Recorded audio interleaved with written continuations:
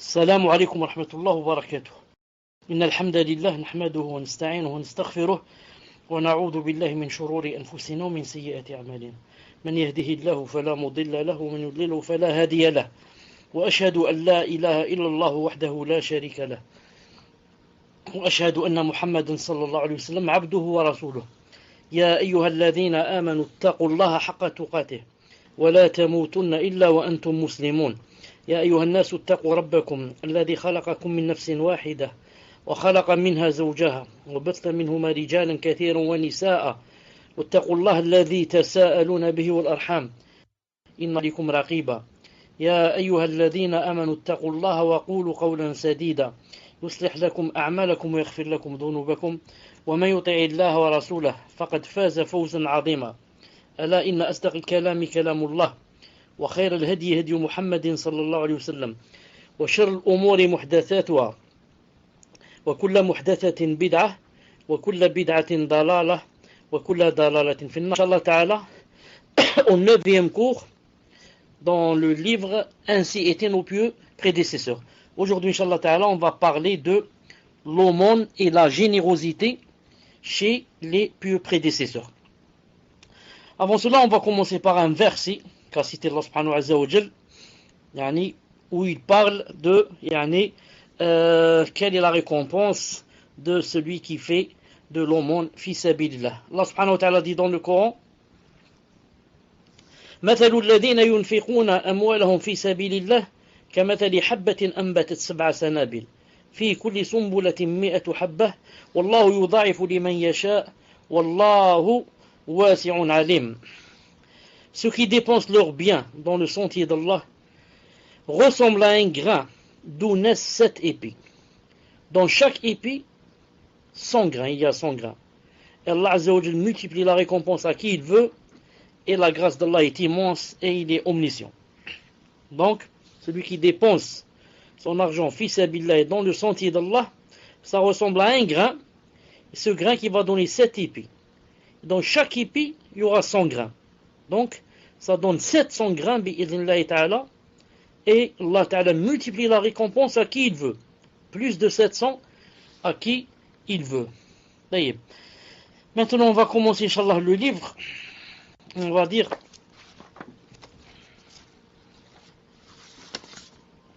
Bismillahirrahmanirrahim, wassalatu wassalam ala ashrafil mursalin.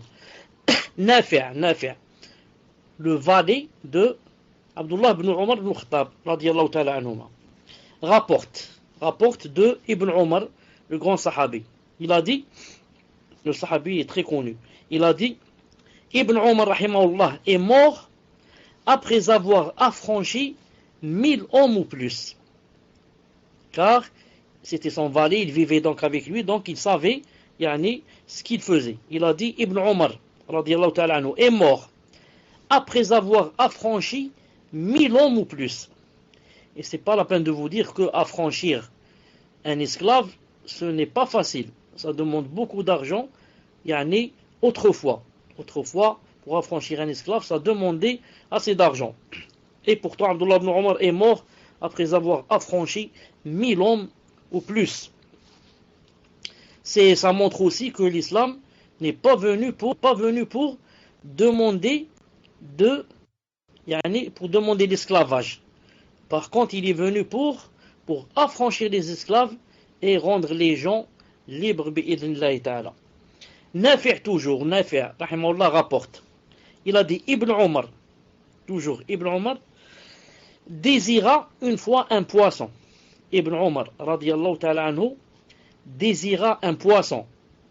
Alors je lui ai acheté un poisson que j'ai grillé et posé devant lui. Alors, j'ai acheté un poisson que j'ai grillé et posé devant lui. À ce moment, quelqu'un vint demander l'aumône. À ce moment, un mendiant est venu demander l'aumône. Alors, Ibn Omar ordonna qu'on lui donne le poisson tel quel. Sans y avoir goûté. Sans y avoir même pas goûté. On proposa alors à Ibn Omar de donner à ce pauvre, au lieu du poisson, ce qui est alors plus importante. Mange le poisson, tu l'as souhaité, tu as voulu le manger, mange-le. Nous, on va lui donner, Inch'Allah Ta'ala, plus important que le poisson, mais il refusa. Mais il refusa. Pourquoi d'après vous? C'est clair, à cause qu'il y a un verset qui dit comme ça. Allah Azza wa Jalla a dit لن تنالوا البر حتى تنفقوا مما تحبون وما تنفقوا من شيء فإن الله به عليم. C'est-à-dire, vous n'atteindriez vraie piété que si vous faites aumône de ce que vous chérissez. Et Allah a dit, tout ce dont vous faites aumône ou bien largesse, Allah le sait certainement bien. Donc, qu'a dit Allah Ta'ala, jamais tu n'atteindras la piété jusqu'à ce que tu donnes en aumône de la chose que tu aimes. Je dis bien, on n'atteindra pas la piété jusqu'à ce qu'on donne de la chose qu'on aime. Et Allah Ta'ala, alhamdoulilah, n'a pas dit donnez ce que vous aimez, mais il a dit de ce que vous aimez. Je ne suis pas obligé de tout donner, mais je donne une partie de ce que j'aime. Mais des fois, ça tombe que des fois, par exemple, je donne un exemple, c'est tout. Par exemple, maintenant j'ai mes voisins, par exemple, c'est l'été, ou disons c'est l'hiver, c'est la même chose. C'est l'hiver, il fait très froid, par exemple, très froid. Et j'ai, par exemple, un petit chauffage. Et eux, par exemple, ils ont des enfants, ils sont vraiment des pauvres, et ils meurent de froid. Et plusieurs fois, les enfants tombent malades, des voisins, etc. Et moi, j'ai un chauffage, et eux n'en ont pas. Si maintenant, et je sais que ils sont vraiment à la recherche, que si quelqu'un pouvait leur offrir, parce qu'ils n'ont pas d'argent. Imaginez que je prenne le mien et que je leur donne, fils abillah, à cause des enfants qu'ils ont, pour qu'ils ne soient pas malades, à cause du grand froid, à cause de ceci, cela, et même si moi, je reste dans le froid. Si je peux faire une chose pareille, c'est que vraiment j'ai atteint la piété. Car j'ai fait largesse et au monde de la chose que je chéris. Pour moi, ce fourneau, je ne sais pas comment ça s'appelle, le chauffage dont je parlais, c'est vraiment une chose à laquelle, qui est chère pour moi. Si je peux la donner, fils abillah et mon privé, c'est que vraiment, j'ai atteint la piété. Regardez ici, Abdullah ibn Omar, il a quoi? Il voulait un poisson. On le lui a ramené grillé. Quand il est là, s'il le voit en train de griller, ça lui donne encore plus appétit de convoiter ce poisson et de le vouloir et de vouloir le manger. Ensuite, il y a quelqu'un qui vient frapper à la porte et au lieu de dire donnez-lui un peu de pain, ou alors donnez-lui un peu de riz, le riz d'hier, ou alors donnez-lui un peu de lentilles, il y a des lentilles d'hier qui sont dans le frigo, donnez-lui un peu. Non, donnez-lui ce poisson-là que je voudrais moi manger, donnez-le lui. D'ailleurs, les autres se sont étonnés, ils ont dit attends, laisse Abdullah, on va lui donner quelque chose de plus important. Il a dit non, il refusa. Il a dit je veux que vous lui donniez le poisson. Comme moi j'ai aimé le poisson, je voudrais donc donner ce poisson. Subhanallah al-Azim. Il y a aussi ici quelque chose qui ressemble à ça aussi, une seconde. Il y a quelque chose qui ressemble aussi à ça, c'est-à-dire qui rentre aussi dans le verset qu'on vient de citer. Un mendiant se présenta une fois à la porte de Rabi' rahimahullah. Rabi' ibn Khuthaym, l'un des salaf, l'un des grands salaf, qui dit, qu'est-ce qu'il a dit? Il a dit, nourrissez ce mendiant de sucre. Nourrissez ce mendiant de sucre. On lui a dit, il ne demande qu'à être nourri de pain sec. Le mendiant auquel tu dis, donnez-lui du sucre c'est à peu près comme de nos jours du miel. Tu nous demandes de lui donner du miel, celui-là justement il n'a demandé que du pain sec. Il a dit, nourrissez-le de sucre, car Rabi', c'est-à-dire car Rabi' aime le sucre. Allahu Akbar. Nourrissez-le de sucre, car Rabi', car moi j'aime le sucre. Comme j'aime le sucre à moi-même, je l'aime pour autrui. Voilà comment, bi'idhnillah azza wa jal, atteindre la piété. J'arrête une seconde ici car j'ai oublié J'ai oublié de lire la date d'aujourd'hui. Donc, nous sommes, bi'idnillahi ta'ala, samedi, naam. Donc, nous sommes mercredi, 21 Muharram 1434 de l'Hégire, c'est-à-dire le 5 décembre 2012, bi'idnillahi subhanahu wa ta'ala.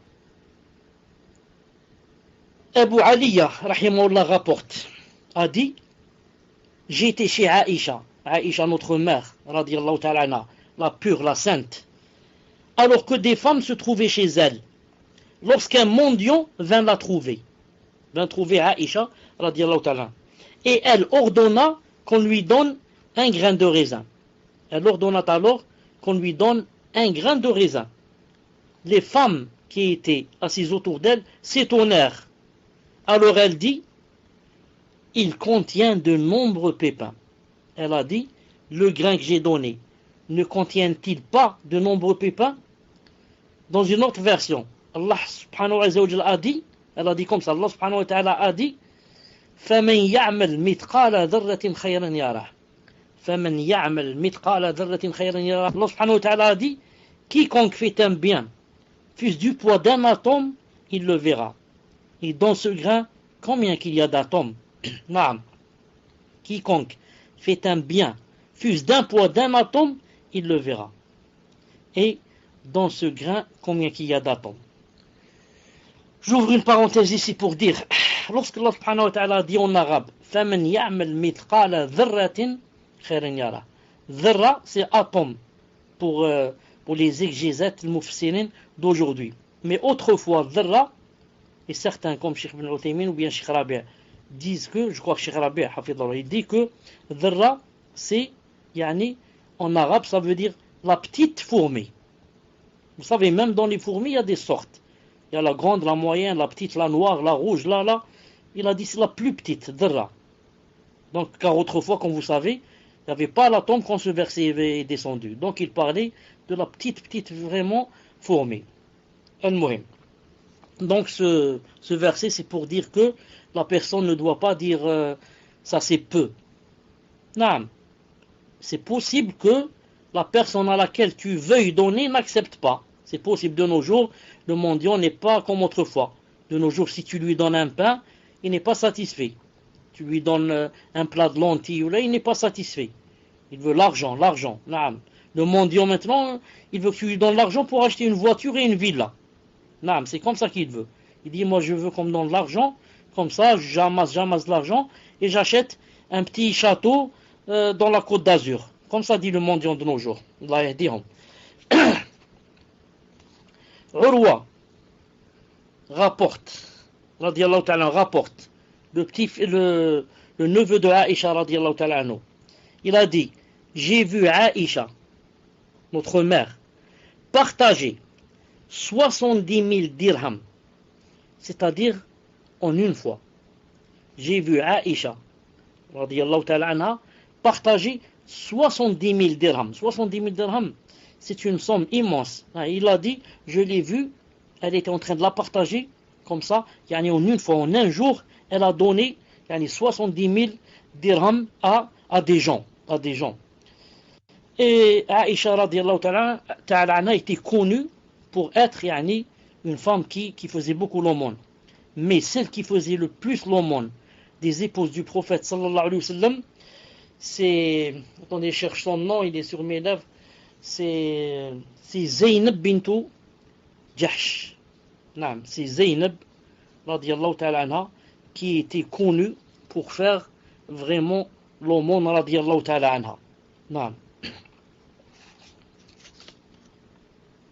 Jabir ibn Zayd, rahimahullah, a dit, je préfère donner en aumône un dirham à un orphelin, je préfère donner en aumône un dirham à un orphelin ou à un pauvre, plutôt que d'accomplir un pèlerinage après le pèlerinage obligatoire. Je préfère donner un dirham ou bien à un orphelin ou bien à un pauvre, plutôt que de faire un pèlerinage surérogatoire. Car ils connaissent, c'est quoi le statut de faire l'aumône. Ibn al-Manhal al-Ta'i rapporte, il a dit que Ali ibn al-Hussein, lorsque Ali ibn al-Hussein, vous connaissez tous, radiyallahu ta'ala, le fils de Ali, il a dit lorsque Ali ibn al-Hussein donnait une aumône à un mendiant, il l'embrassait d'abord puis l'a donné. Lorsque Ali ibn al-Hussein donnait une aumône à un mendiant, il l'embrassait d'abord puis la lui donnait. Dans une autre version, il y a un salaf comme ça, j'ai lu une que lorsqu'il voulait donner une aumône, il la parfumait d'abord. Il parfumait d'abord l'aumône. Il mettait un peu de parfum ou de musc sur l'aumône. Quand on lui a dit pourquoi tu fais ça, il disait je la parfume car je sais qu'avant qu'elle ne soit mise, cette aumône, qu'avant qu'elle ne soit mise dans les mains du pauvre, elle sera d'abord mise dans les mains d'Allah. En fait, toi quand tu donnes l'aumône au pauvre, elle va où? Elle va chez Allah subhanahu wa ta'ala qui va te la cacher pour le jour de Yawm al-Qiyamah. Donc, elle commence par Allah subhanahu wa ta'ala, ensuite, c'est l'autre qui la prend, car s'il la décide qu'il ne va pas la prendre, il ne va pas la lui donner. Avant que tu la mettes dans ses mains, il tombe mort, il ne va pas la prendre. Il a dit alors, je parfumerai l'aumône, car je sais que d'abord, elle sera mise dans les mains d'Allah subhanahu wa ta'ala. Ensuite, elle sera mise dans les mains du pauvre. Ibrahim ibn Bashar, rahimahullah, a dit, je suis passé en compagnie de Ibrahim ibn Adham dans une ville appelée Tripoli, Tarabulus. Alors que j'avais avec moi 2 miches de pain.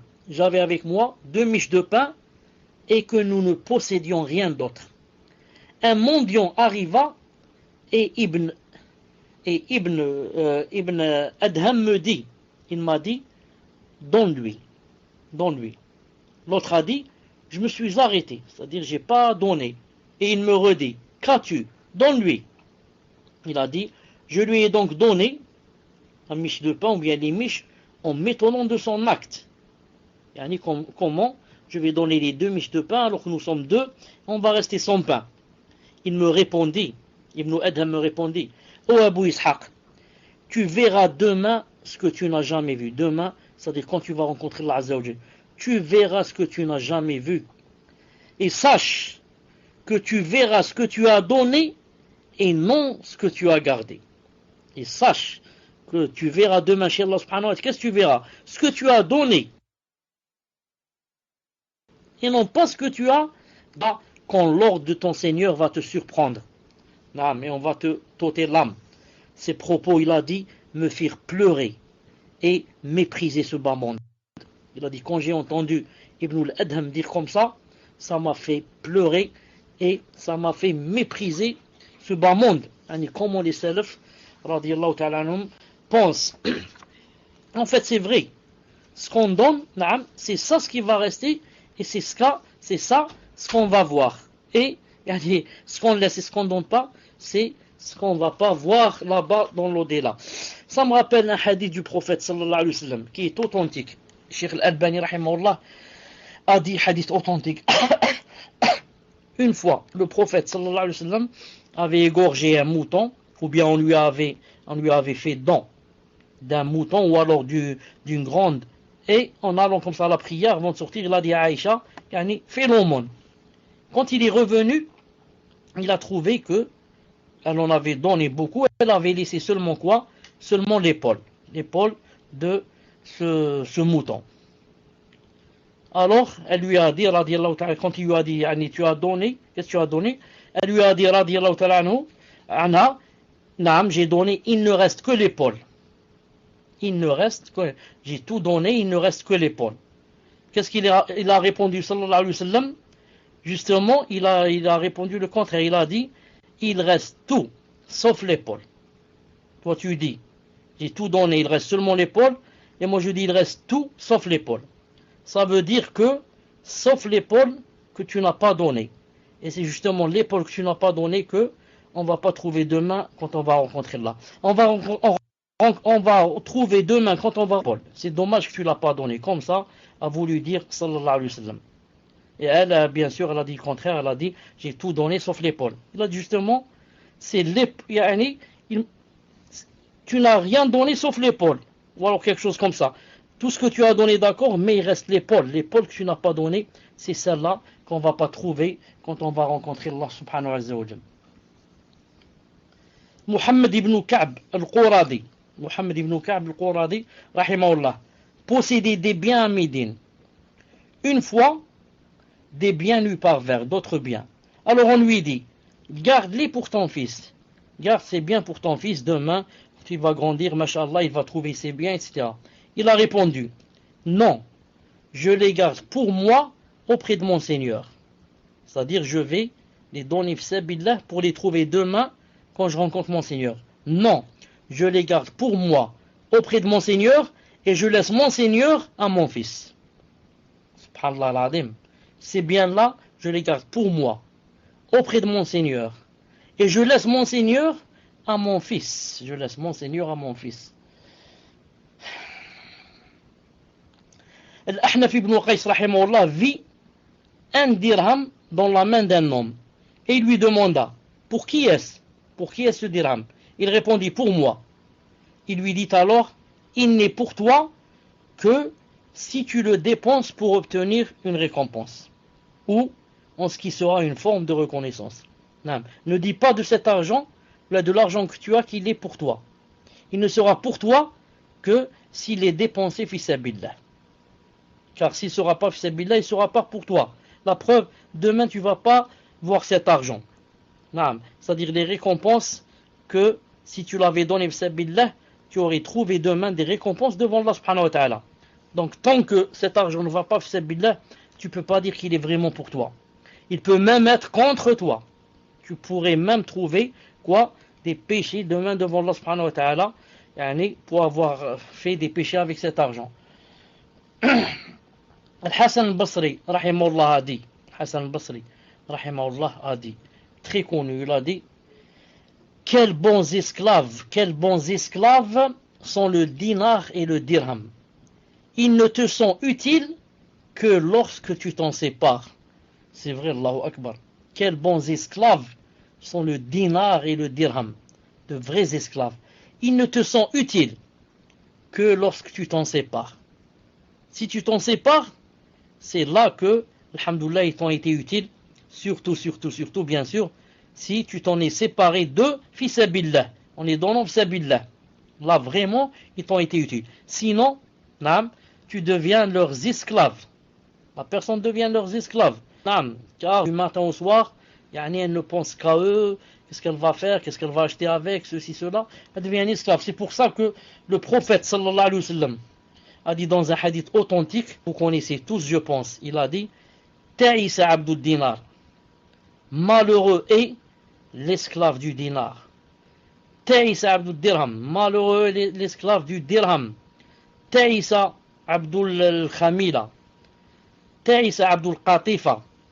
Malheureux est l'esclave de la soie. L'esclave du satin, je crois aussi, il a dit. Naam. Il y a des gens qui sont vraiment esclaves du matériel en général et de l'argent en particulier. Ils sont des esclaves.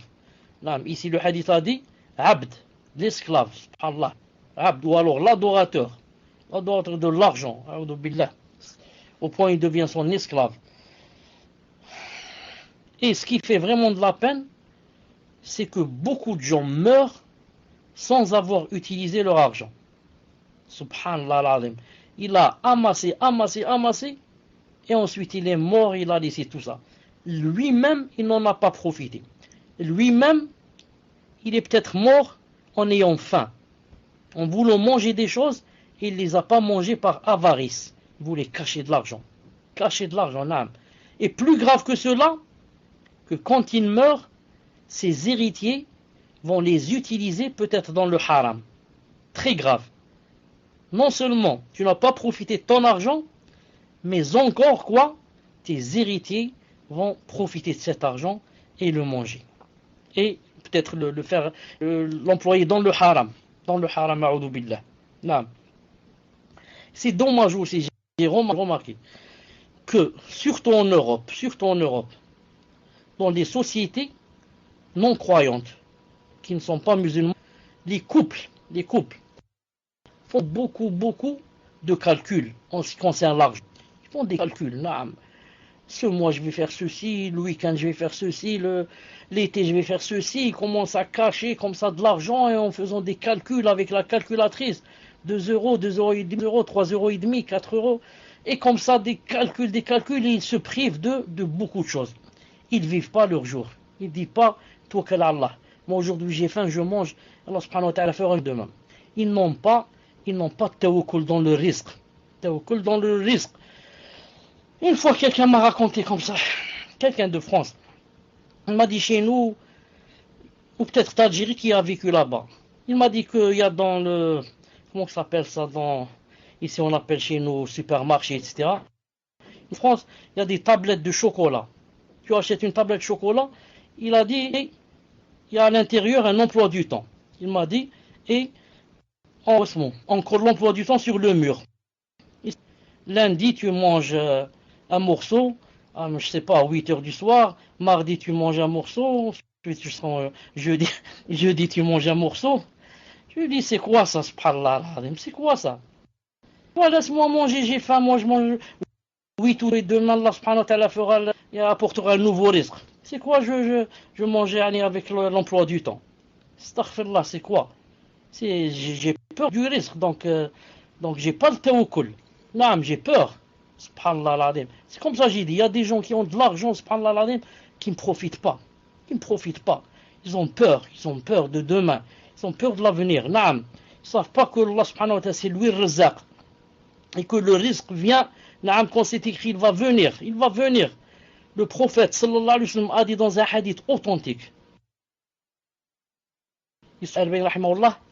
En ce sens, où il a dit alayhi sallam que le risque, ce que Allah Ta'ala t'a écrit comme risque, comme argent, comme bien, comme, il a dit, court derrière l'être humain plus que ne court la mort derrière lui. Allahu Akbar. Le risque court derrière toi.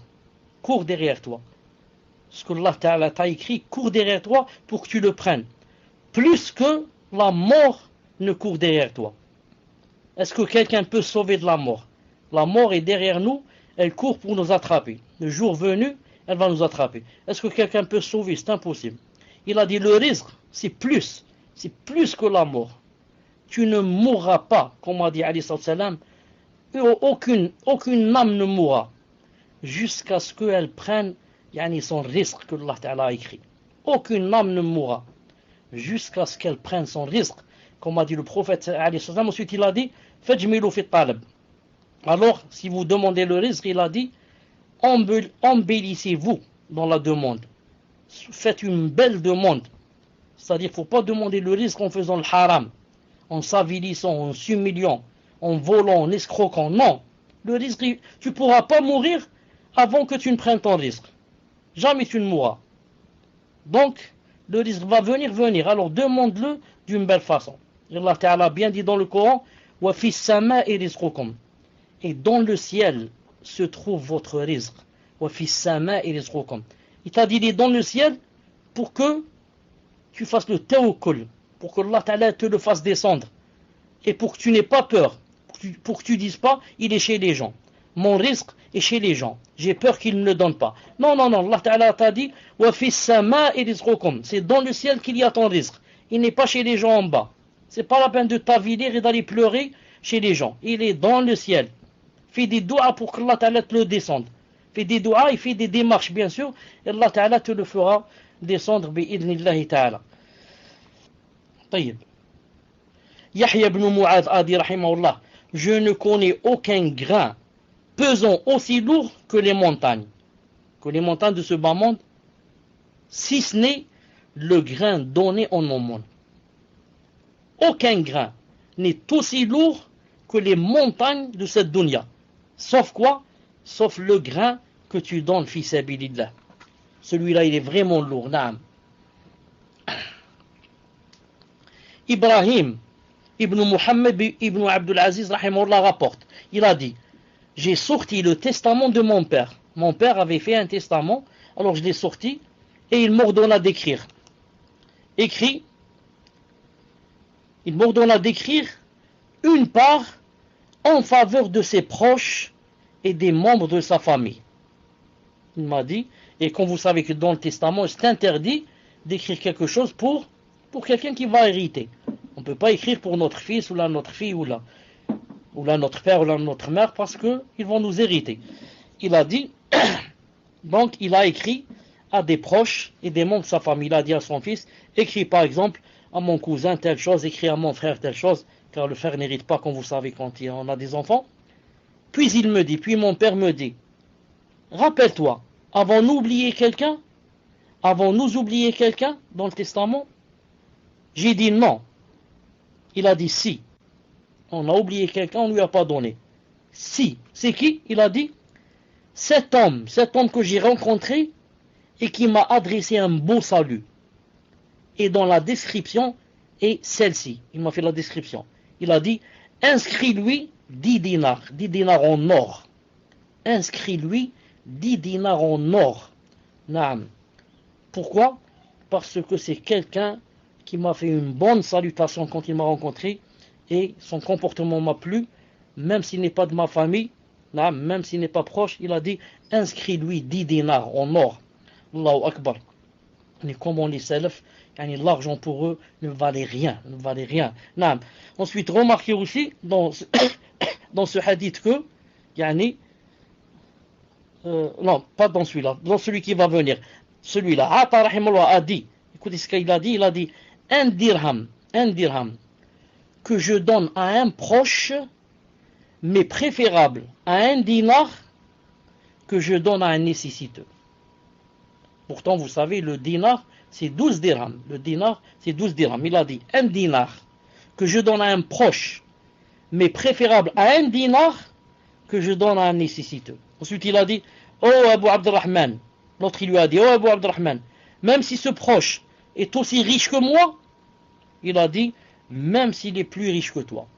Il a dit, moi, quand je donne à mes proches, pour mieux, si je leur donne des dirhams, c'est mieux que de donner des dinars en or à qui? À des gens qui ne sont pas proches. Et c'est vrai.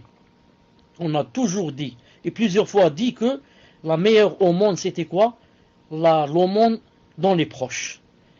Et vous connaissez le hadith de Zaynab, la femme de Abdullah ibn Mas'ud, qui a voulu donner l'aumône ou sa zakat à des proches, et que Abdullah ibn Mas'ud avait dit non, ou alors elle voulait donner à son mari, elle a dit mais je donne pas jusqu'à ce que je demande au prophète sallallahu alayhi wa sallam, est-ce que je peux donner ma zakat à son mari?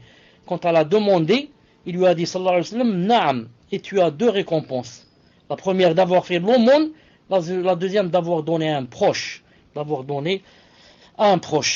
D'ailleurs, j'ai un hadith devant moi, un hadith authentique ici. Cheikh Al-Albani l'a cité dans Sahih Targhib 1951. Et il a dit, rapporté par Muslim, عن أبي هريرة قال رسول الله صلى الله عليه وسلم, d'après Abu Huraira, le prophète a dit, دينار أنفقته في سبيل الله, il a dit, un dinar que tu donnes في سبيل الله, ودينار أنفقته في رقبة, et un dinar que tu donnes pour affranchir un esclave, ودينار تصدقت به على مسكين, et un dinar que tu donnes pour un pauvre, نعم, ودينار أنفقته على أهلك, et un dinar que tu donnes à tes parents pour acheter des choses là, pour dépenser pour tes parents, je veux dire ta famille. Il a dit أعظمها أجرا الذي أنفقته على أهلك. Il a dit le dinar qui va te rapporter le plus de récompenses, c'est celui que tu as dépensé pour ta famille. Allahu Akbar. Vous avez 4 choses. Un dinar que tu donnes fi sabilillah, ou bien celui que tu donnes pour affranchir un esclave, ou bien celui que tu donnes pour un pauvre, ou bien celui que tu donnes pour ta famille. Celui que tu donnes pour ta famille, c'est celui qui va te rapporter le plus de récompenses. Allahu Akbar. La famille, comme a dit le prophète sallallahu alayhi wa sallam dans un hadith de Bukhari, il a dit, et la cuillère que tu mets dans la bouche de ta femme, si c'est fissabillah, si tu la mets fissabillah, tu auras yani, une récompense pour cela. Ou alors tu auras des récompenses pour cela. La cuillère que tu mets dans la bouche de ta femme. Naam. Et certains savants ont pris de ce hadith que le prophète sallallahu alayhi wa sallam voulait parler aussi de yani, comment être doux avec sa femme au point de la faire manger. Comment être doux avec sa femme au point de la faire manger de temps en temps et lui mettre la cuillère dans la bouche. Naam. Yahya ibn al-Wuhadi rapporte, rahimahullah, Wuhadi, rahimahullah, rapporte, il a dit, je n'ai pas vu un homme plus généreux que Ismaïl ibn Ayyash. Lorsque nous lui rendions visite dans sa ferme, il nous proposait toujours du mouton et de la marmelade de date. Je n'ai jamais vu un homme plus généreux que Ismaïl ibn Ayyash. Lorsque nous lui rendions visite dans sa ferme, il nous proposait toujours du mouton et de la marmelade de date. Je dis et je redis, jamais tu n'atteindras la piété jusqu'à ce que, quand les gens viendront te rendre visite à la maison, tu leur donnes de la meilleure chose que tu as préparée. Si jamais tu dis à ton mari ou à tes enfants, surtout les sœurs, je parle aux femmes, c'est elles qui la cuisinent. Si jamais tu dis à ton mari ou à tes enfants, cachons cela pour nous ce soir ou demain, et donnons-leur ce qu'on a préparé hier ou le matin ou là, tu n'atteindras jamais la piété. Tu ne l'atteindras que lorsque tu leur donneras et offriras de la meilleure chose que tu as dans la maison et que tu aimes manger tout seul sans que personne ne vienne manger avec toi. Mais si les invités sont venus, c'est trop tard. C'est là que Allah Ta'ala va t'éprouver. Est-ce qu'il va faire monter ta piété ou il va régresser ta foi si jamais tu vas faire le contraire? Ahmed ibn Hanbal, rahimahullah, il a dit, si la dunya, toute la dunya, le bas monde qu'il y a ici, on pouvait mettre la dunya dans une cuillère, alors je la mettrais dans la cuillère pour la mettre dans la bouche de l'invité. Les invités, ils savent ce que ça veut dire, les invités. Man kana yu'min billahi wal yawmil akhir falyukrim dhayfah. Quiconque croit en Allah et au jour dernier, alors qu'il fasse hôte, comment ça fait, j'ai oublié le mot, il a dit à son hôte, qu'il fasse hospitalité à son hôte, celui qui croit en Allah et au jour dernier. C'est pas comme ceux qui, lorsqu'ils ont les invités, là, qu'est-ce qu'ils disent? Ah, ils sont venus ceux-là. Donc maintenant, comment qu'on va faire? Subhanallah. Il a suffi que je prépare la meilleure chose pour que l'invité vienne. Subhanallah, ça fait des mois qu'ils ne sont pas venus, juste j'ai préparé le gratin avec le poulet, avec la dinde, et ils sont venus. Mais c'est facile, on va leur faire une omelette. On va leur faire une omelette avec des frites. Hein? Une omelette avec des frites, Inch'Allah. Et nous, le soir, quand ils partent, on va manger tout seul. Naam. Si tu fais comme ça, jamais tu n'atteindras la piété, bi'idhnillahi ta'ala. Naam. Ça c'est quoi? C'est l'avarice, a'udhu billah. L'avarice. Comme l'avare. L'avare qui une fois a acheté 3 œufs. Parce qu'il y avait lui, sa femme et son enfant. Donc il a acheté 3 œufs. Pour chacun un œuf. Et il est monté sur la terrasse pour réparer l'antenne de la télé. Et il a glissé, il est tombé. En tombant, il est passé près de la fenêtre de sa femme qui était en train de quoi? De faire cuire les œufs. Il a dit, attention, laisse mon œuf, je vais manger à l'hôpital. Attention, mon œuf, laisse-le, je vais manger à l'hôpital. A'udhu billah.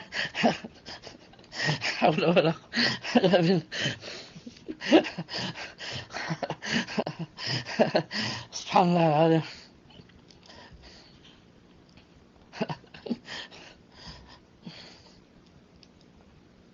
طيب Moujahid rahimahullah a dit, même si un homme dépensait l'équivalent du mont Uhud dans l'obéissance à Allah Azza wa Jal, jamais il ne le regretterait. Même si un homme dépensait l'équivalent du mont Uhud, le mont Uhud très connu. Il a dit si quelqu'un dépensait l'équivalent de ce mont dans l'obéissance d'Allah, jamais il ne le regretterait. Ensuite, comment? Dites-moi, comment il va le regretter alors que demain, il va trouver ça devant lui. Quand est-ce qu'on va regretter? On va regretter si je vais donner des choses, sabilillah, ensuite demain, je trouve rien, je trouve le feu qui m'attend. Là, je regrette, je dis ici, au moins j'avais profité de cet argent. Mais maintenant, si, quand je donne sabilillah, c'est Allah Azza wa Jalla qui va me cacher cette chose pour demain, pour me montrer demain, ce que j'ai caché. Donc, jamais une personne ne regrette si elle dépense fi sabilillah. Yahya ibn Sa'id rapporte, il a dit, Shu'ba rahimahullah était parmi les plus sensibles des hommes, Lorsqu'un pauvre passait devant lui, il le faisait rentrer chez lui et lui donnait ce qu'il pouvait. Il a dit, il était vraiment sensible. Lorsqu'un pauvre passait devant lui, il le faisait rentrer chez lui et lui donnait ce qu'il pouvait.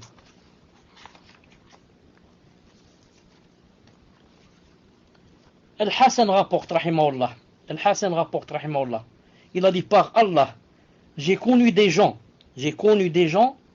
qui ne repoussaient pas un mendiant sans lui avoir donné quelque chose. Et ils interdisaient à leur famille de repousser un mendiant. J'ai connu des gens qui ne repoussaient pas un mendiant sans lui avoir donné quelque chose. Et ils interdisaient à leur famille de repousser un mendiant. Regardez le hadith que je vais citer, qui va venir. قال عليه الصلاة والسلام. Le hadith se trouve dans Sahih ibn Hibban de Sheikh al-Albani, numéro 3363. Le prophète a dit quoi? Il a dit رد السائل ولو بظلف محرق. رد السائل ولو بظلف محرق. Ça veut dire la tarudduh. Il a dit, quand quelqu'un vient demander l'aumône, ne le repoussez pas. Même s'il faut que vous lui donniez un sabot grillé, un sabot brûlé. Vous savez le sabot du mouton, le pied du mouton, ensuite au bas du pied, qu'est-ce qu'il y a? Il y a comme un sabot. Ce sabot, il ne se mange pas, le pied se mange, d'accord, mais pas le sabot. Il a dit, même si vous lui donnez un sabot grillé, là, donnez-le lui. Le muhim, ne le repoussez pas, ne le rendez pas les mains vides.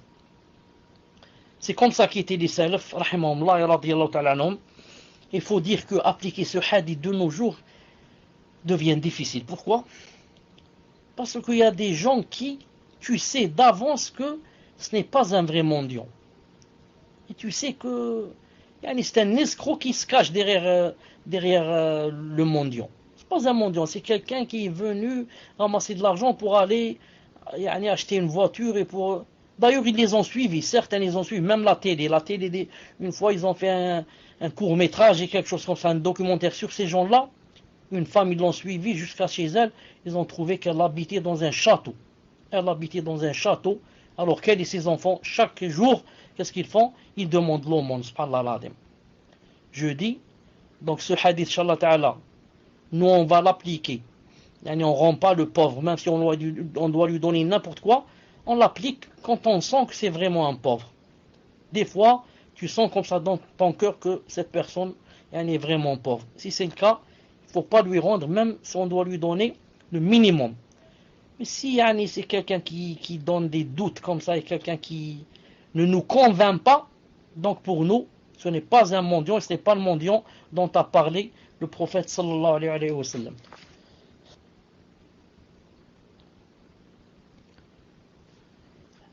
Hamad ibn Abi Sulaiman nourrissait chaque jour de Ramadan, il nourrissait 50 pauvres. Et lorsqu'arrivait la nuit du jour de la rupture de l'Aïd, il donnait un vêtement à chacun. Vous savez, parmi les salafs, il y avait une habitude que nous, la plupart, n'ont pas, c'est quoi? C'est que jamais ils ne mangeaient pendant le Ramadan sans faire nourrir de pauvres. Non, ça n'existait pas chez eux. Chaque fois que c'était la rupture du Ramadan le soir, il y avait toujours quelqu'un yani, un pauvre ou deux qui étaient avec eux à table.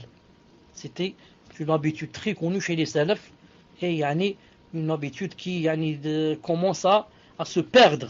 Wal'iyadu billah. Naam. Muhammad ibn Abi Hatim rapporte, il a dit, l'imam al-Bukhari donnait beaucoup. Il a dit donnait beaucoup, fissabillah. Il prenait la main des nécessiteux parmi les adeptes du hadith et leur donnait 20 à 30 dirhams sans que personne ne s'en aperçoive. Il ne quittait jamais sa besace et je l'ai vu plusieurs fois donner à un homme une bourse contenant 300 dirhams. Bukhari rahimahullah. Vous croyez que yani, comme ça, yani, par hasard il est devenu comme ça, yani, Amir al-Mu'minin dans le hadith, un grand savant, et Allah Azza wa Jalla fait de son livre, le Bukhari, le deuxième livre après le Coran, dans la véracité de ce qu'il contient. Vous croyez que comme ça, c'est venu comme ça, par hasard? Comme le Bukhari, celui-là, un homme qu'on ne connaît pas du côté de la Russie, et que voilà, yani, il a écrit un livre, et ce livre yani, est propagé partout dans le monde. Il n'y a pas un savant, jamais de la vie, il y a un savant qui peut dire quelque chose sans qu'il dise le Bukhari a dit. Le Bukhari a dit dans son Sahih. D'où tout cela? D'où? La piété, la piété. Comment qu'ils faisaient avec leur argent, comment qu'ils faisaient avec leur temps, comment qu'ils faisaient yani, avec les biens qu'Allah Ta'ala leur a donnés.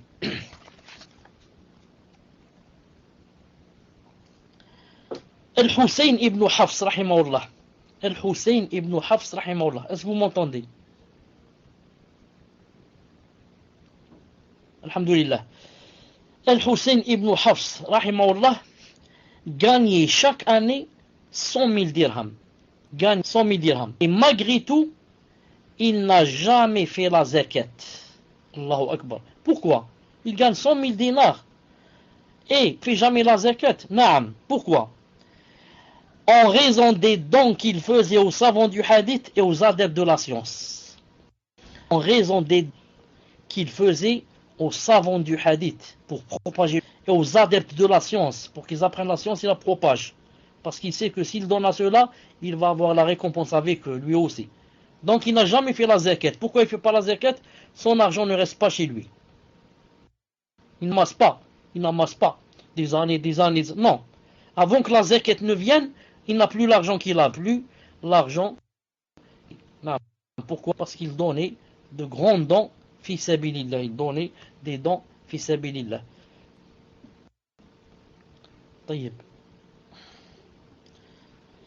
Rabi' rahimahullah rapporte. Il a dit, je me suis marié. Et Shafi'i me demanda, imam ici tous, il m'a demandé, combien tu avais donné de dot?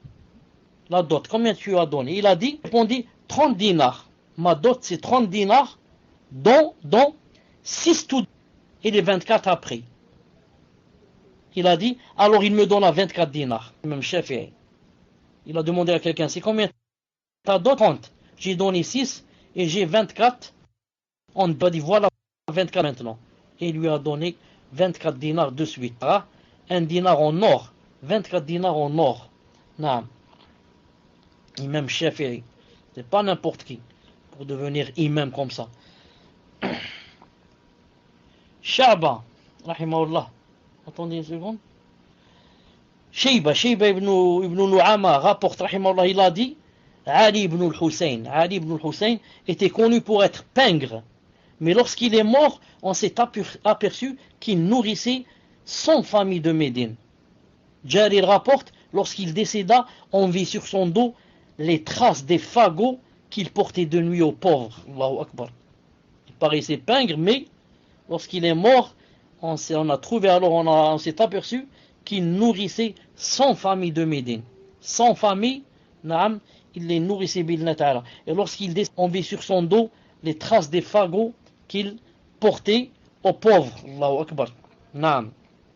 Moi je connaissais quelqu'un, peut-être je vous ai parlé de lui, peut-être je vous ai parlé de lui, Allahu alam. Est-ce que vous m'entendez d'abord? Alhamdulillah. Je connaissais quelqu'un, cette personne, naam, c'était connu que quelqu'un qui aimait vraiment le din, et appliquer. Et une personne à laquelle Allah subhanahu wa ta'ala avait donné, était assez riche, pas très riche, mais assez riche. Mais elle faisait beaucoup, de dons fissabillah, beaucoup de dons fissabillah. Et moi j'atteste que cette personne, je l'ai vue, des fois, quand j'étais avec elle, qu'on était par exemple assis dans un café, et que il me dit attends une seconde, une minute, je reviens. Il sort dehors et il donne une enveloppe à un homme comme ça qui vient, qui a rendez-vous avec lui pour lui donner chaque mois une enveloppe. Ensuite une autre fois, une femme qui vient. Il sort dehors, il lui donne l'enveloppe, mais il me dit pas, mais moi je l'ai remarqué. J'ai une seconde, je reviens. Il sort, il donne l'enveloppe, il revient. Et c'était le genre qui vraiment n'aimait pas qu'on voit ce qu'il faisait, et encore moins qu'il ne parlait sur ce qu'il faisait. Donc il y a des gens comme ça qui ont vécu pour Allah subhanahu wa ta'ala et qui leur argent l'ont donné la plupart fissabillah azawajal, parce qu'ils avaient la certitude dans le cœur, la certitude que cet argent n'allait pas se perdre, que Allah subhanahu wa ta'ala allait le rembourser dans cette vie avant l'au-delà. Cette personne dont je vous parle, moi je l'ai vu de mes yeux quelques fois. Donc ce que je n'ai pas vu, sûrement que c'est beaucoup plus que cela.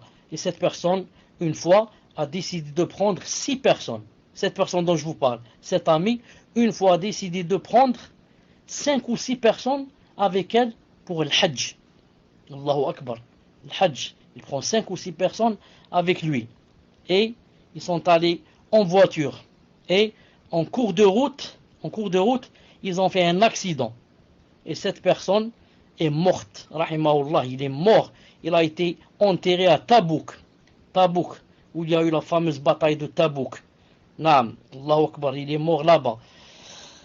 Cette personne, puisqu'on parle de cette personne, donc on continue, Inch'Allah Ta'ala, aussi de parler sur elle, pour savoir que les salafs ont existé de tout temps, rahimahullah. Cette personne, une fois, écoutez bien ça, une fois, quand j'ai eu mon baccalauréat, avant d'avoir mon bac, j'étais professeur d'allemand, j'enseignais dans un CEM. Quand j'ai eu mon bac, pour la première fois en Algérie, on a mis à la fac, on a ouvert spécialité Sharia. Pour la première fois en Algérie, spécialité Sharia. Or, j'enseignais allemand dans un CEM. Et aller étudier Sharia, ça peut pas marcher. Pourquoi? Parce que tu peux pas. Il faut être ou bien ici ou bien là-bas. Il faut être ou bien au CEM pour enseigner ou bien à la fac. Tu peux pas être les deux à la fois. Donc j'ai été pendant un mois ou la semaine où vraiment c'était difficile. Est-ce que je dois quitter le CEM pour la fac? Est-ce que j'abandonne la fac? Enfin, je ne m'étais pas encore inscrit. Mais j'étais marié avec un enfant. Donc comment je fais? Je vais rester comme ça sans travail et étudier. Vraiment, je voulais étudier la Sharia. Vraiment, je voulais étudier la Sharia. À fond, vraiment à fond. Ensuite, cet ami, celui-là dont je vous parlais, qui est mort à Tabouk et qui donnait des enveloppes. Il m'a dit, qu'est-ce que tu as toi ces temps-ci? Très triste. Je lui ai dit, voilà ce qui s'est passé. Maintenant, je veux étudier à la fac. Et en même temps, je peux pas enseigner. Donc, concilier entre les deux, c'est difficile. Il m'a dit, combien on te donne au CEM? J'ai dit à l'époque c'était 1000 dinars ou 1500, quelque chose comme ça, j'ai oublié. Il m'a dit, et si je te donne, combien tu vas enseigner? J'ai dit 4 ans pour la licence. Il m'a dit, et si je te donne chaque mois l'équivalent de ce qu'on te donne au CEM, est-ce que tu acceptes d'arrêter le CEM? Je lui ai dit, c'est normal, si je trouve moi comment étudier et ne pas enseigner, je dirais pas non. Il m'a dit, alors réfléchis, si tu veux, arrête l'enseignement, et c'est moi qui te paye les études, bi'idhnillahi ta'ala. J'ai fait l'istikhara, j'ai dit donc j'arrête. Allah Ta'ala m'a donné une occasion pour apprendre la Sharia, c'est une occasion en or. Ensuite il m'a dit, écoute, est-ce que tu veux que je te donne chaque mois l'équivalent de ce qu'on te donnait, ou bien tu veux que je te donne 4 années à la fois? Je te donne maintenant la paye de 4 années à la fois. Allahu Akbar. J'ai dit non, barakallahu fik. Si tu me donnes 4 années à la fois, je risque de les dépenser. Je risque de les dépenser. Je préfère que chaque mois, tu me donnes l'équivalent d'un mois. Et comme ça, pendant 4 années, j'ai étudié la sharia, bi'idhnillahi subhanahu wa ta'ala, grâce à lui. Après Allah subhanahu wa ta'ala. Grâce à lui, bi'idhnillahi subhanahu wa ta'ala, parmi les gens. Donc, quand j'ai terminé la sharia, j'ai voulu faire un magistère. Il m'a dit, c'est la même chose pour le magistère. Je lui ai dit non, parce que maintenant, Inch'Allah ta'ala, je peux travailler. Et je peux travailler. Cheikh, c'est une même personne avec qui au début, vraiment, vous avez répondu. Non, c'est pas lui. Non, c'est pas lui. C'est pas la même personne. Al-Muhim. Ce que je veux dire. Ensuite, quand j'ai fait le magistère, sur ma thèse, la préface, j'ai fait ce qu'on appelle la dédicace, quelque chose comme ça. Il y a son nom. À mon cher frère X qui m'a aidé pour les études, etc. et qui est mort, rahimahullah, en prenant avec lui 5 personnes qui sont mortes toutes là-bas, à Tabouk. Al-Muhim, lui, pourquoi il a fait ça? Est-ce qu'à cause de moi, parce que moi je suis mignon, je suis beau, je suis... Il a fait ça parce qu'il savait que s'il faisait ça, ensuite, toute parole que je dirai, il partagera avec moi les récompenses. Si ce n'est pas, il prend plus que moi. Parce que s'il ne m'avait pas donné, je n'aurais pas fait sharia. Donc maintenant, moi, quand je vous parle, et je parle de les pieux prédécesseurs, ou la aqida wasitiyya, ou le fiqh, ou la aqida, ou la mirat, ou tout ce que je parle, je dis, Allah a dit, son prophète a dit, les salaf a dit, il partage avec moi les récompenses. Non, il partage avec moi les récompenses. Car il a été la cause, rahimahullah. De, de ma licence de sharia, bi'idhnillah subhanahu wa ta'ala. Puisse Allah subhanahu wa ta'ala l'englober dans sa miséricorde. Qu'il est mort maintenant. Puisse Allah subhanahu wa ta'ala l'englober dans sa miséricorde.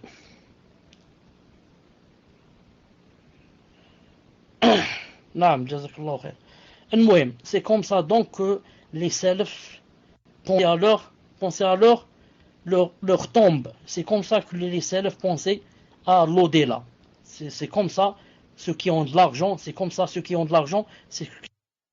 qu'ils doivent faire. Celui qui a de l'argent, c'est la première des choses à laquelle il pense. Il doit faire comme les salafs, chercher les talibou ilm, les gens qui aiment la science, et il leur donne l'argent, puis c'est comme ça chaque mois. Il leur dit, va demander la science en mon nom. Va demander la science, c'est moi qui te paye les études, c'est moi qui te paye là où tu vas manger, là où tu vas dormir, de la science. Pourquoi? Car ils savent que lorsque la personne va propager, il va se passer que toi, qui as donné l'argent, tu vas dormir et les hasanats vont t'arriver. Tu dors, khlas. Va dormir et laisse les hasanats arriver. Et ces hasanats n'arrêtent jusqu'à Yawm al-Qiyamah. Pourquoi? Parce que la personne a l'argent pour demander la science. Maintenant, on va propager la science. Et là, Yawm al-Qiyamah. Parce que lui, il va dire à X, X va apprendre à Y, son fils va apprendre à l'autre, le voisin à l'autre. Et comme ça, toi, tu es dans la tombe et les récompenses vont venir. Allahu Akbar.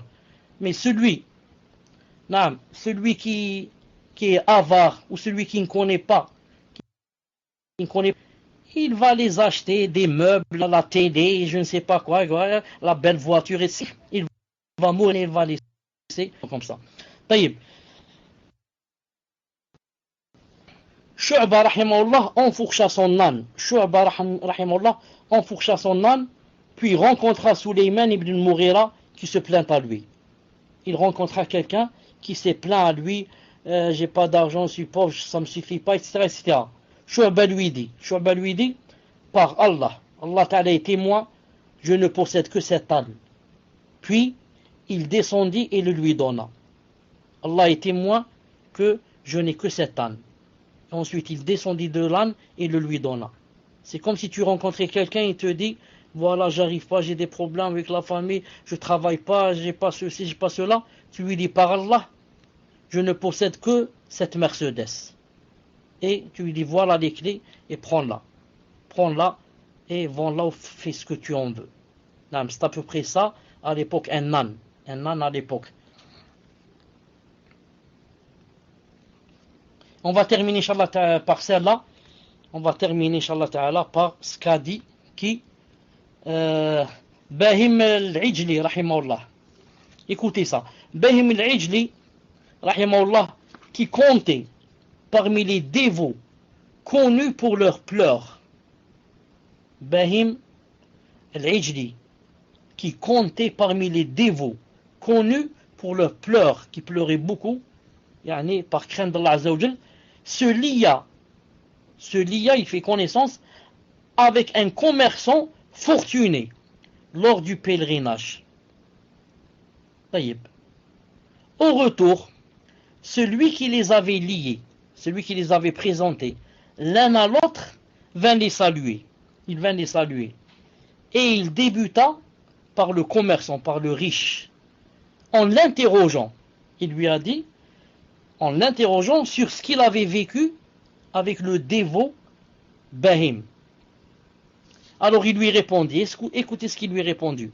Le riche, ce qu'a répondu à cette tierce personne. Écoutez ce qu'il lui a dit. Il lui a dit, par Allah, je ne pensais pas qu'une telle personne existait. Par Allah Azza wa Jal, je ne pensais pas et ne savais pas qu'une telle personne pouvait exister. En parlant de Bahim le dévot. Il a dit, je ne pensais pas qu'une personne pareille pouvait exister. Pourquoi? Il a dit, par Allah, il me donnait alors qu'il est pauvre et moi je suis fortuné. Il me donnait comme ça des dons alors qu'il était pauvre et moi je suis un commerçant fortuné. Ensuite, il se mettait à mon service alors qu'il était âgé et que je suis plus jeune. Il se mettait à mon service. Qu'est-ce que tu veux? Attends, je te ramène ceci, je te donne cela. C'est moi qui te cuisine, c'est moi ceci. Il a dit alors qu'il était âgé et moi j'étais jeune. Et il cuisinait pour moi alors qu'il jeûnait et moi non. Il cuisinait pour moi. Alors que quoi? Alors que lui il jeûnait et moi je ne jeûnais pas. Par Allah, j'ai jamais vu une personne pareille. Allahu Akbar. Vous avez vu les salafs? Allahu Akbar. Dans leur comportement, ils étonnaient les gens.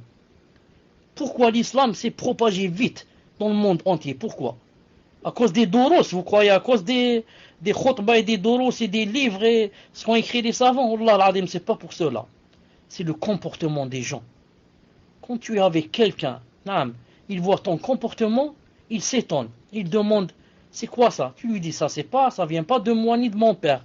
Ça c'est l'islam. C'est Allah Ta'ala qui nous a dit de faire comme ça. C'est le prophète Islam qui nous a dit de faire comme ça. Il va vite rentrer dans le din. Si tu vois sur YouTube les gens qui se reconvertissent en Australie, en Amérique, dans le Texas, tous ils vont dire à cause du bon comportement. Ils vont dire Subhanallah al-Azim. Ils voient seulement le bon comportement. Pour ne pas aller loin, il y a quelqu'un que vous connaissez peut-être sur YouTube qui s'appelle Youssef Isti ou quelque chose comme ça. Un Américain qui est rentré en islam, qui faisait la da'wa au christianisme, etc. Quand j'ai lu, quand j'ai suivi sur YouTube comment il est rentré en islam, il a dit en connaissant un Égyptien, un musulman, c'est tout. Et il a dit, je l'ai ramené pour vendre avec moi, il a dit j'ai caché comme ça des choses qui sont pas bien derrière, et j'ai mis les belles choses avant, je lui ai dit vends ça, il m'a dit non, moi je fais pas comme ça. J'ai dit pourquoi? Il a dit en islam c'est interdit, il a dit ma religion m'interdit de faire comme ça, de berner les gens et de les tromper. Il a dit ça lui a fait un déclic, Donc c'est surtout le comportement qui attire les gens vers l'islam. Ce n'est pas le fait de savoir parler ou de savoir citer les hadiths ou. Les hadiths, etc., tu les trouves, tu en as besoin quand tu veux expliquer, quand tu veux faire la da'wa, quand.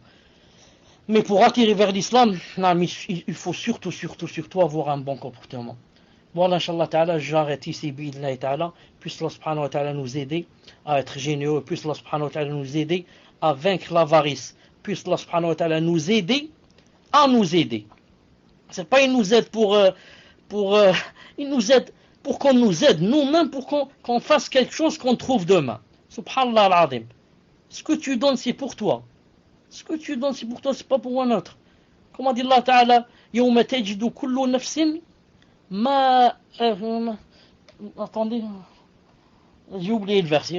كُلُّ نَفْسٍ مَا أَحْضَرْتَ مِنْ نَفْسٍ المهم, Allah subhanahu wa ta'ala dit, le jour où chaque personne trouvera ce qu'elle a donné présent devant elle. Voilà, يوم تجد كل نفس ما قدمت من خير محضرة ما عملت من خير محضرة وما عملت من سوء. نعم. Donc, c'est le jour où la personne trouvera ce qu'elle a présenté devant elle.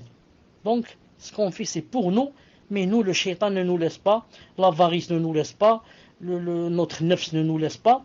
Elle ne nous laisse pas faire le bien pour profiter de ce bien. Subhanallah. Moi, je veux faire du bien pour trouver demain dans ma tombe. Et le shaitan ne me laisse pas, et l'avarice ne me laisse pas. Ils veulent quoi? Ils veulent ma perdition, a'udhu billah. Puisse Allah subhanahu wa ta'ala nous vaincre sur eux. Subhanakallahumma bihamdik, ashhadu an la ilaha illa ant, astaghfiruka wa atubu ilayk. Je vous donne 5 ou 10 minutes, inshallah ta'ala, on commence les questions. Salam alaikum, cher, qu'Allah vous fasse miséricorde. Est-ce que lors d'un repas de noces, c'était préférable obligatoire d'inviter des personnes en précarité? Ou alors ça ne fait pas partie de la sunna? Je dis, inshallah ta'ala, comme réponse. Alaykoum salam, rahmatullah, wa barakatuh. Je dis, naam, ça fait partie de la sunna. Ça fait partie de la sunna. Le prophète, sallallahu alayhi wa sallam, a dit quelque chose qui fait peur. Il a dit, sharrul walima. Il a dit les pires des fêtes. Ou bien la pire des fêtes, c'est la fête à laquelle on invite le riche et on n'invite pas le pauvre. On invite, comme il a dit dans un autre hadith, c'est la fête où on invite celui qui n'a pas besoin de venir et qui est riche et qui mange quand il veut, etc. Et on laisse le nécessiteux, celui qui, c'est une occasion pour lui, pour venir se rencontrer les gens, pour venir manger, venir boire à sa faim. Il a dit c'est la pire des fêtes. Donc, ça rentre peut-être, je dis dans le haram, peut-être, si on n'invite pas les pauvres. Maintenant, si c'est pas haram, ça peut être vraiment, ça frise le haram. Si on n'invite pas au moins un pauvre parmi les gens, bi'idhnillahi ta'ala. Tfadal, inshallah, pour la deuxième question. Donc, question suivante. Assalamu alaikum wa rahmatullahi wa barakatuh. Ma question est, a-t-on le droit de donner l'aumône à des personnes dans la rue qui mendient, mais qui ne sont pas vraiment des musulmans, comme les Roumains par exemple? Wa jazakumullahu khayran, hafizakumullah. Tfadal, cher. Wa alaykum salam, wa barakatuh. Quand on donne l'aumône, quand il y a un musulman nécessiteux, il passe avant celui qui n'est pas musulman. C'est comme ça la règle. Quand c'est qu'un musulman qui est mendiant et nécessiteux, il passe avant celui qui... Maintenant, s'il n'y a pas de musulman, mais il y a un kafir, on peut lui donner si on sait qu'il est vraiment dans la nécessité, à condition qu'il ne soit pas quelqu'un qui nous combat, qu'il ne soit pas quelqu'un... Bon. Voilà, inshallah ta'ala, pour la troisième question. Assalamu alaikum wa rahmatullahi wa barakatuh. Ma question est dans le Hajj. Le tawaf al-ifada et le tawaf al-wada est-il une condition pour la validité du Hajj? Et est-il vrai que la femme qui est en état de menstru et qui ne fait pas le tawaf al-ifada doit sacrifier un chameau? Barakallahu fikum. Pour le premier, ici qui s'appelle tawaf, attendez comment elle a dit, tawaf al-ifada. C'est une condition pour le Hajj. Mais j'ai jamais vu qu'il le loupé, qui devait égorger un chameau. J'ai pas entendu ça, mais je voudrais être plus sûr. Je laisse, Inch'Allah ta'ala, la réponse pour le prochain cours. Mais, quant au tawaf, le deuxième, qui s'appelle l'wada, ce n'est pas obligé pour celle qui a les menstrues de le faire. Il ne devient plus obligatoire pour la femme qui a des menstrues. C'est pour elle le tawaf de l'wada. Mais le premier, c'est une obligation. Mais le chameau là, je ne pense pas et je ne crois pas. Je sais qu'elle doit attendre jusqu'à ce qu'elle purifie pour qu'elle le fasse. Et si jamais elle va dans son pays, le tawaf là, elle reste toujours en ihram. et son mari n'a pas le droit de l'approcher jusqu'à ce qu'elle revienne faire le hajj. J'ai jamais entendu ça, mais Inch'Allah Ta'ala, je lui confirme dans le prochain cours, bi'idhnillahi ta'ala. Tfadlal. Donc, question suivante. Salam alaikum wa rahmatullahi wa barakatuh. Un frère de ma ville m'a chargé de vous transmettre sa question. Ceci est une question pour notre frère bien-aimé, cher Abu Abdullah Mohamed Chalabi. Qu'Allah l'assiste dans cette vie et dans l'autre. Un frère français reconverti de 28 ans, vivant en France et souhaitant faire la hijra pour préserver sa religion, Inch'Allah, a le problème suivant. Suite au divorce civil avec son ex-épouse, une femme qui a demandé le khula religieusement et qui aujourd'hui ne prie plus, ne porte plus le hijab et vit avec un homme dans le haram, un tribunal français l'a contrainte à payer une pension alimentaire de 200 € par mois à cette femme en vue de l'entretien des enfants de leur mariage, 3 et 5 ans, dont elle a obtenu la garde principale, et ce jusqu'à ce qu'ils aient 18 ans. Si le frère ne verse plus cette somme, les autorités françaises risquent de lui faire des problèmes. Cette somme étant déjà élevée pour lui en France, et je n'ai pas la suite. Là, Ayman, on n'a pas là où tu vois que c'est coupé sur le salon.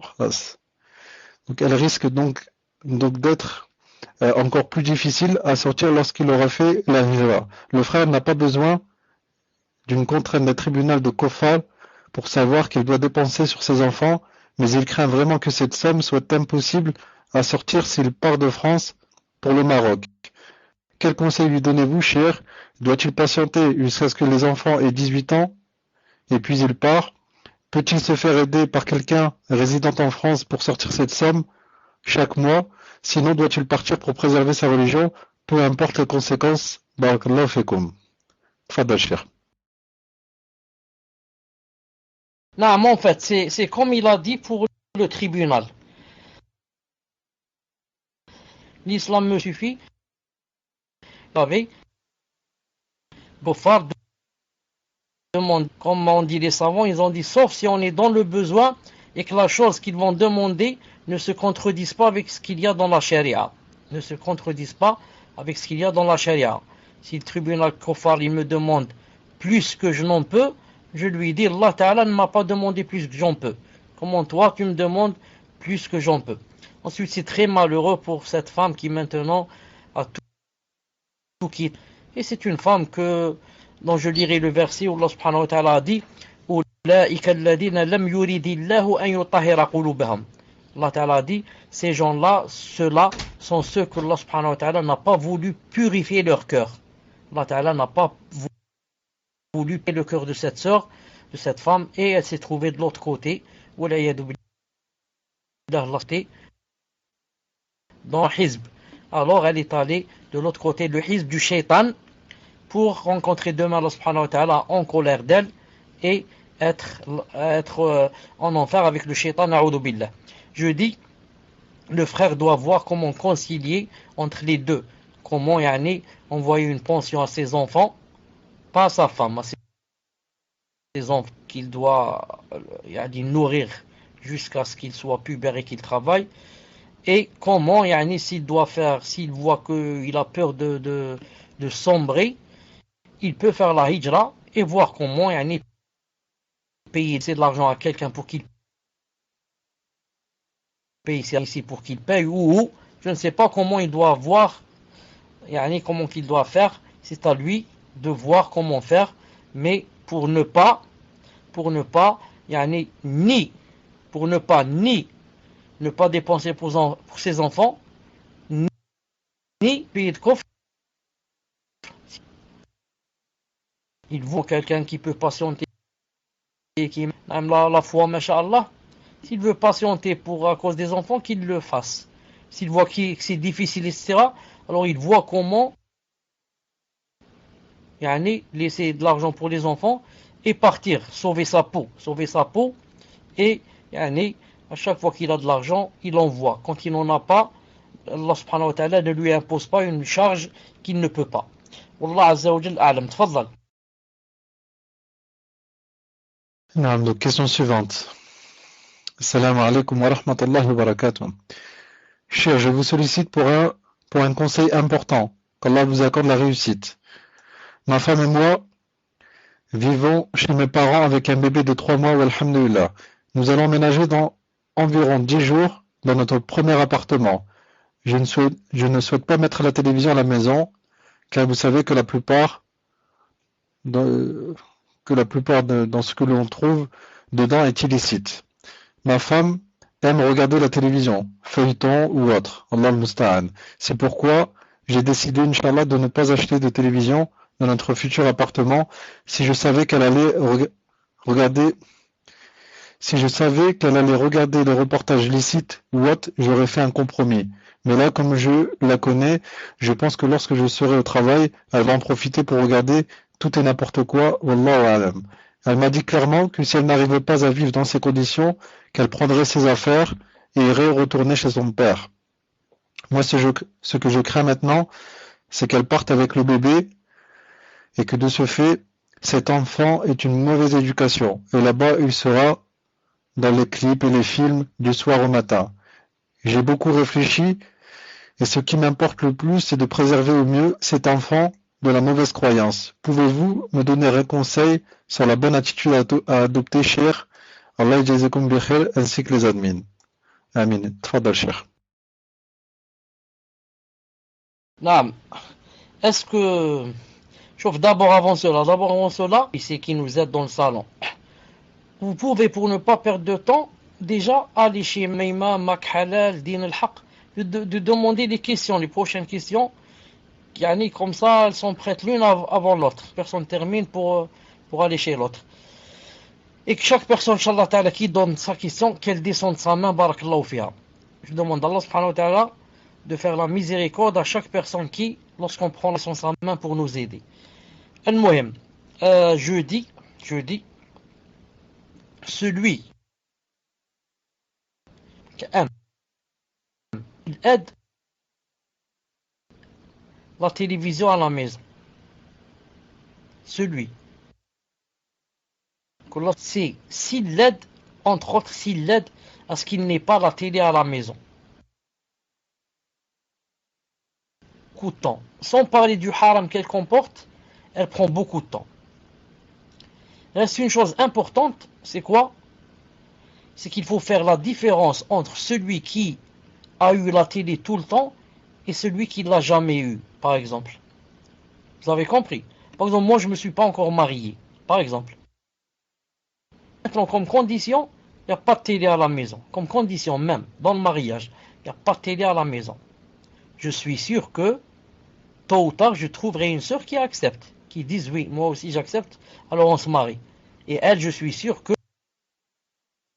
tôt, d'accord, pas de télé, j'accepte. Au lieu de voir la... Donc pour les nouveaux et pour ceux qui n'ont pas fait encore de maison, etc., c'est facile. Reste que c'est difficile pour ceux qui sont déjà mariés, qui ont des enfants et qui toute leur vie, les enfants ont vu la télé, ont grandi avec la télé et la femme a grandi avec la télé. C'est pour cela, pour ce genre-là, que c'est plus ou moins difficile. Que les enfants n'acceptent pas, etc. C'est pour cela, maintenant, je repose une question aux frères. Qui est vraiment dans un dilemme. Ou bien il met la télé, ou bien la femme va partir, a'oudou billah, avec le bébé. Je lui pose la question. Qu'est-ce qu'il veut dire par feuilleton? Il dit que de temps en temps, sa femme voit les feuilletons, etc. Est-ce que ce sont les feuilletons, naam, ou on parle de quelque chose de halal ou on parle de quelque chose de haram? Tfadlal. Naam, cher, donc je lui demande les infos, Inch'Allah.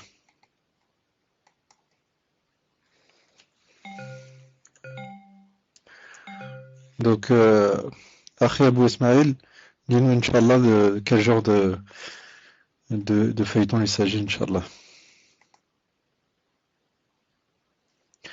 Des feuilletons d'amour, cher, d'amour et autres. Et il y a des choses haram avec de la musique. Tfadal, cher. Non, puisque c'est des choses comme ça, il ne doit pas accepter. Puisque c'est des choses comme ça, Allah subhanahu wa ta'ala préservera le bébé. Allah subhanahu wa ta'ala préservera le bébé. Ensuite, il va grandir, et chez le père, un peu chez la mère. Ensuite, il sera vraiment grand et il pourra suivre le chemin de son âme. Qu'il fasse d'abord le rappel à la femme. Qu'il lui dise, voilà, si tu es sûr que tu ne vas voir que le halal, des documentaires, des reportages, des montagnes, des cieux, de la terre, des animaux, d'accord. Et si c'est j'achète une chose de haram, quitte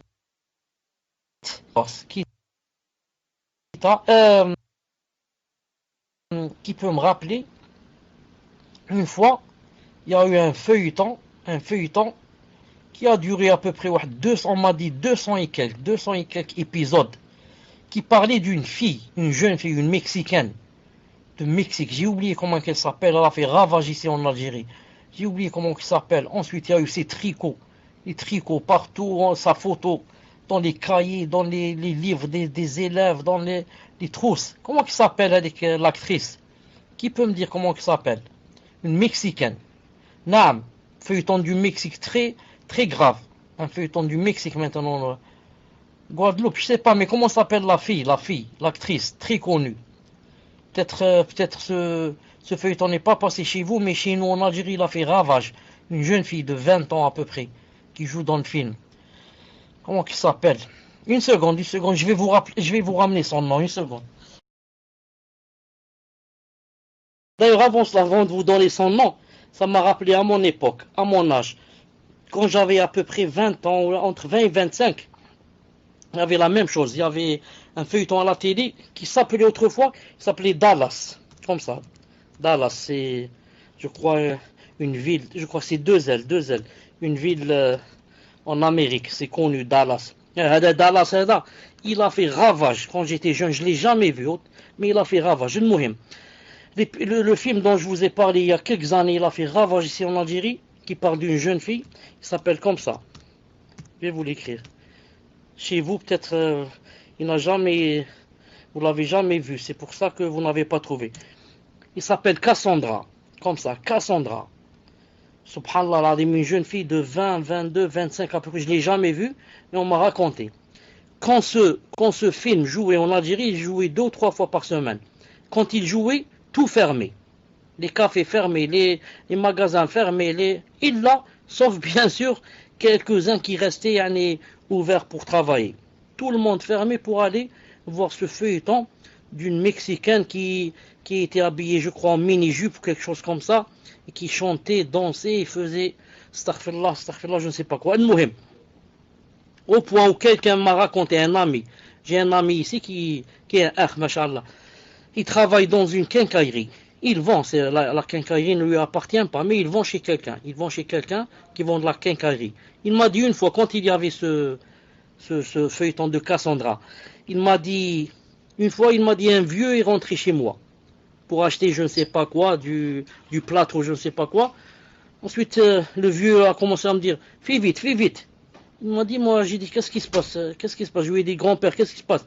Il a 80 ans ou plus. Il m'a dit, fais vite, il y a Cassandra qui va jouer maintenant, j'ai peur de ne pas arriver, fais vite. J'ai peur de ne pas arriver, il y a Cassandra, subhanallah al-azim. La hawla wa la quwwata illa billah, Allah al-musta'an, naam. Donne-moi une autre question, Inch'Allah ta'ala, tfaddal.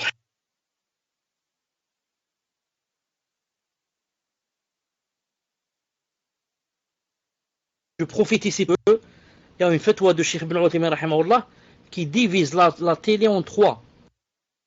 La télé dit, il y a ce qui est halal, il y a ce qui est haram, et il y a ce qui est au milieu. Il dit ce qui est comme les doros, les animaux, il a dit ce qui est haram, c'est haram de le voir. Et ce qui est au milieu, contient pas de haram, mais de la perte du temps, il a dit il vaut mieux s'en éloigner. Mais moi je dis, le meilleur de nous, c'est celui qui n'a pas la télé. Le meilleur de nous, c'est qui dit comme ça, même si moi je l'ai, je dis le meilleur d'entre nous, c'est celui qui ne l'a pas. Naam. Tfaddal.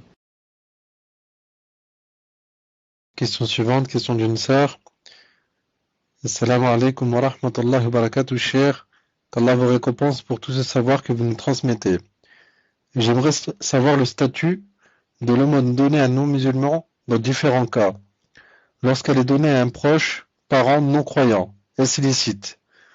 Lorsqu'elle est donnée à un pauvre dans la rue dont on devine un mauvais comportement, comme le fait qu'il boit de l'alcool.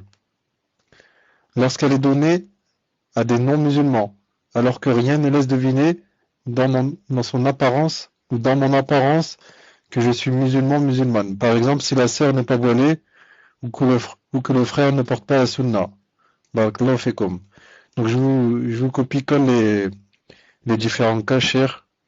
Je pense pas que vous allez tout retenir. Tfadal, cher. Wa alaykoum salam wa rahmatullahi wa barakatuh. Donc, si on donne la zakat, si on donne l'aumône à un non-musulman et on lui a donné parce qu'il est parent, c'est permis car on lui a donné car il est parent et non pas non-croyant. Car quand on a un parent qui est dans la nécessité, on a quoi? Il a deux droits envers nous, le fait d'être proche et le fait d'être dans la nécessité. Donc si on la donne à un parent, même s'il est non-croyant et qu'il est dans la nécessité, on a fait deux choses bid'illah ta'ala. À condition que ce non-croyant ne soit pas en guerre contre les musulmans, comme disent les savants. Ils disent qu'il ne soit pas quelqu'un qui fasse la guerre à l'islam et aux musulmans. Ensuite, pour le deuxième cas, lorsqu'elle est donnée à des non-musulmans, lorsqu'elle est donnée à un pauvre dans la rue dont on devine un mauvais comportement, comme le fait qu'il boit de l'alcool, et lorsqu'elle est donnée, quand on la donne à quelqu'un qui boit de l'alcool, de préférence on lui donne pas. Pourquoi? Car on ne sait pas qu'est-ce qu'il va faire avec et que peut-être il va boire de l'alcool avec, surtout si c'est un alcoolique. Ou alors si c'est un drogué. C'est sûr qu'il va la prendre pour aller quoi? Se droguer. Mais si par contre, on la donne à sa famille, ça se fait. Ou alors on lui achète des choses pour qu'il donne à sa famille. On lui achète un peu de ravitaillement, un peu de viande, un peu. Comme ça, oui. Mais la lui donner comme ça. Et on n'est pas sûr qu'est-ce qu'il va faire avec. Surtout qu'il est connu. Pour être quelqu'un qui boit de l'alcool et qui drogue, il vaut mieux ne pas lui donner bi'idnillahi ta'ala. Et la troisième, il a dit dans le troisième cas, je suis musulman, donné à des non-musulmans alors que rien ne se devenu dans mon apparence, je suis musulman. Par exemple, si la sœur n'est pas voilée, que le frère ne porte pas la sunna, je n'ai pas compris.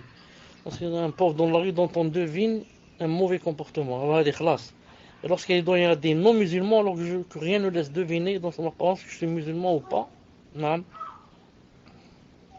Nous, quand on veut donner l'aumône, on essaie, Inch'Allah ta'ala, de faire des efforts pour la placer dans la main convenable. Vous m'entendez? On essaie de faire des efforts pour la placer dans la main convenable. Si on a fait des efforts pour la placer dans la main convenable, et elle est tombée dans une mauvaise main, Allah Ta'ala nous donne la récompense, comme le hadith que vous connaissez, celui qui a donné la zakat à une fornicatrice, celui qui a donné la zakat à un voleur, et celui qui a donné la zakat à un riche. Et Allah Ta'ala a accepté, il a dit, peut-être que le riche va méditer, il va dire comment, les pauvres maintenant me donnent, et la fornicatrice peut-être qu'elle va arrêter, et le voleur peut-être que lui aussi il va arrêter de voler. Mais on fait des efforts pour la donner à quelqu'un qui apparemment la mérite bi'idhnillahi ta'ala. Naam, tfadlan. Question suivante, question d'un frère. Assalamu alaikum, cher. Qu'Allah vous accorde le Firdaus, ainsi qu'aux admins et aux frères et sœurs présents. Amin. Une vidéo circule sur Internet montrant un frère reconverti faisant le tasbih en prenant un mouton pour le calmer avant l'immolation. Existe-t-il une sunna de ce type ou est-ce une innovation? Barakallahu fikum, jazakumullahu khairan, ainsi qu'aux admins. Et cher, j'aimerais juste rajouter dans cette question, certaines personnes, après avoir immolé la bête, posent le couteau sur le mouton et ils disent qu'en posant le couteau, il ne bougera plus. Est-ce que ça fait partie du shirk? que de donner un pouvoir à un couteau tel que cela. Tfadal Cheikh. J'ai entendu ta question, par contre, je n'ai pas entendu la première. Celle de la vidéo qui circule, etc. J'ai pas entendu qu'est-ce qu'il y a dans la vidéo. Tfadal.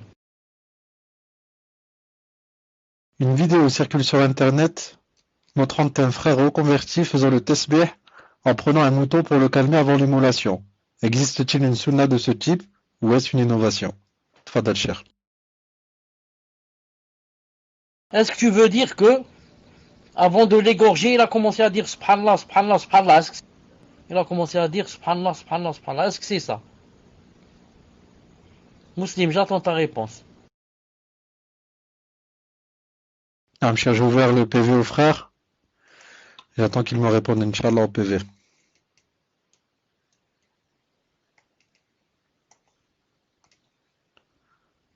Donc le frère qui a posé la question, qu'il regarde ses PV, Inch'Allah, je lui ai ouvert un PV. Wa alaykoum salam wa rahmatullahi wa barakatuh. Naam, c'est bien ça, Cheikh. C'est bien ça, il confirme. Tfadal Cheikh. Non, il n'y a pas ça dans la sunna. S'il fait ça en croyant que va faire croire aux gens que avant d'immoler, on doit dire Subhanallah, Subhanallah, Subhanallah.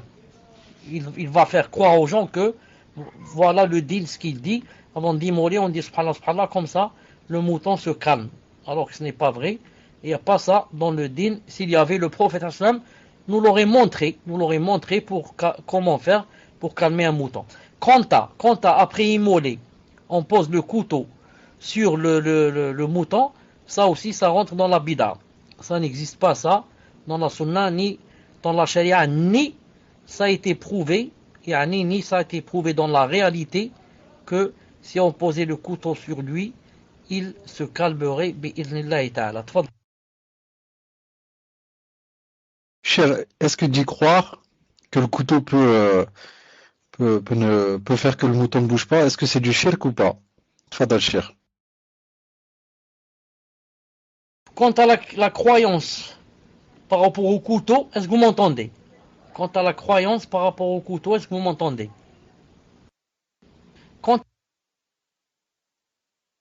Si on croit que le couteau de lui-même, c'est lui qui va arrêter le mouton de bouger, etc., ça rentre dans le shirk. Si on va croire que c'est le mouton, on rentre dans le shirk.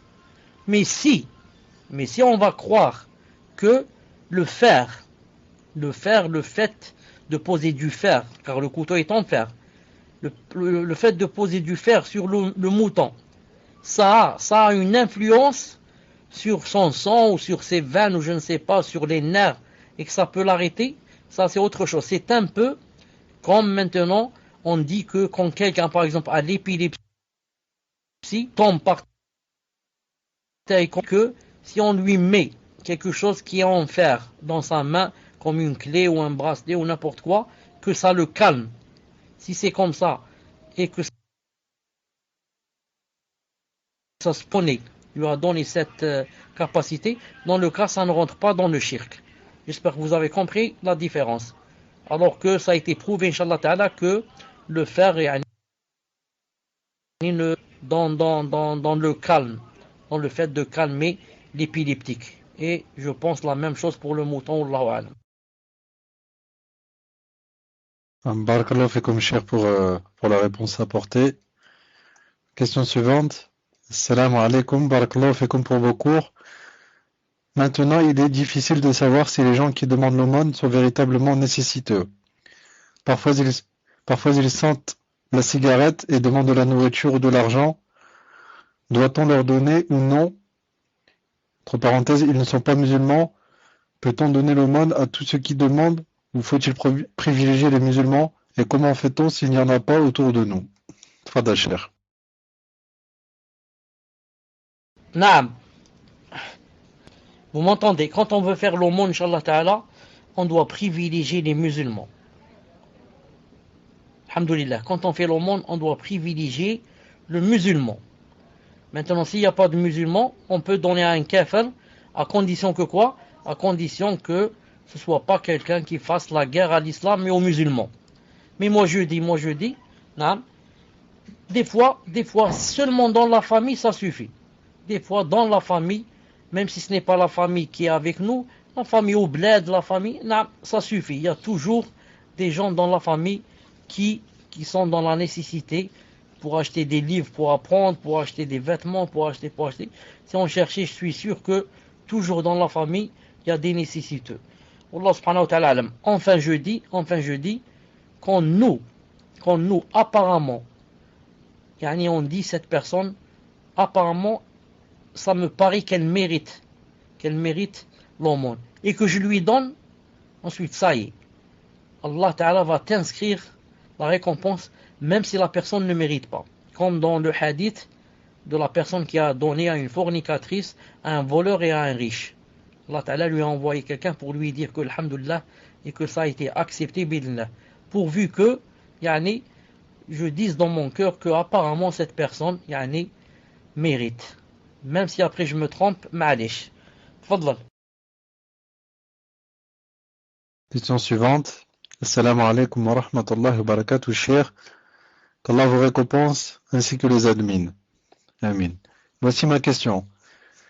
Donc c'est la question d'une sœur. Et je souhaite me marier bi'idhnillah. Enfin, c'est un frère. Je souhaite me marier bi'idhnillah. Pour cela, une sœur m'a présenté un frère. Non, donc c'est la question d'une sœur. Je souhaite me marier bi'idhnillah. Pour cela, une sœur m'a présenté un frère. Nous nous sommes posé nos questions par mail, car je n'avais que cette solution. Je ne sais pas si c'est halal, mais nous avons toujours eu un vocabulaire décent. Le frère et moi-même, nous voulons donc nous voir, bien sûr, selon le Coran et la Sunna. Je voulais savoir s'il est halal que je dise à mon frère de m'accompagner sans que mon père soit au courant. Ensuite, si le frère souhaite demander ma main et que moi je suis consentante, là enfin mon frère en parlera à mon père pour demander l'accord de mon wali. Est-ce licite? Barakallahu fikum. Tfadal cher. J'ai dit par rapport à l'aumône, quand on la donne à un kafir, si c'est avec l'intention que c'est pour l'attirer vers l'islam, c'est permis. Car la zakat al-mal, on peut la donner aussi à un kafir si c'est dans l'intention de l'attirer vers l'islam. Donc vous aussi, si jamais vous donnez à un kafir, un voisin, un kafir, ou vous lui donnez de l'aumône, donnez-lui avec l'intention que c'est pour l'attirer vers l'islam. Si vous voyez qu'il a des penchants, etc., vous pouvez lui donner de l'argent et même la zakat pour l'attirer, lui faire da'wa, Inch'Allah ta'ala. Quant à la sœur, ce qu'elle a fait en correspondant avec le prétendant par email, elle a fait une faute. Elle devrait demander pardon à Allah subhanahu wa ta'ala et se repentir. Et lui aussi, il devrait demander pardon à Allah subhanahu wa ta'ala et se repentir. Quant à son frère, elle peut l'emmener pour aller rencontrer le frère, car son frère est un mahram. Son frère est un mahram.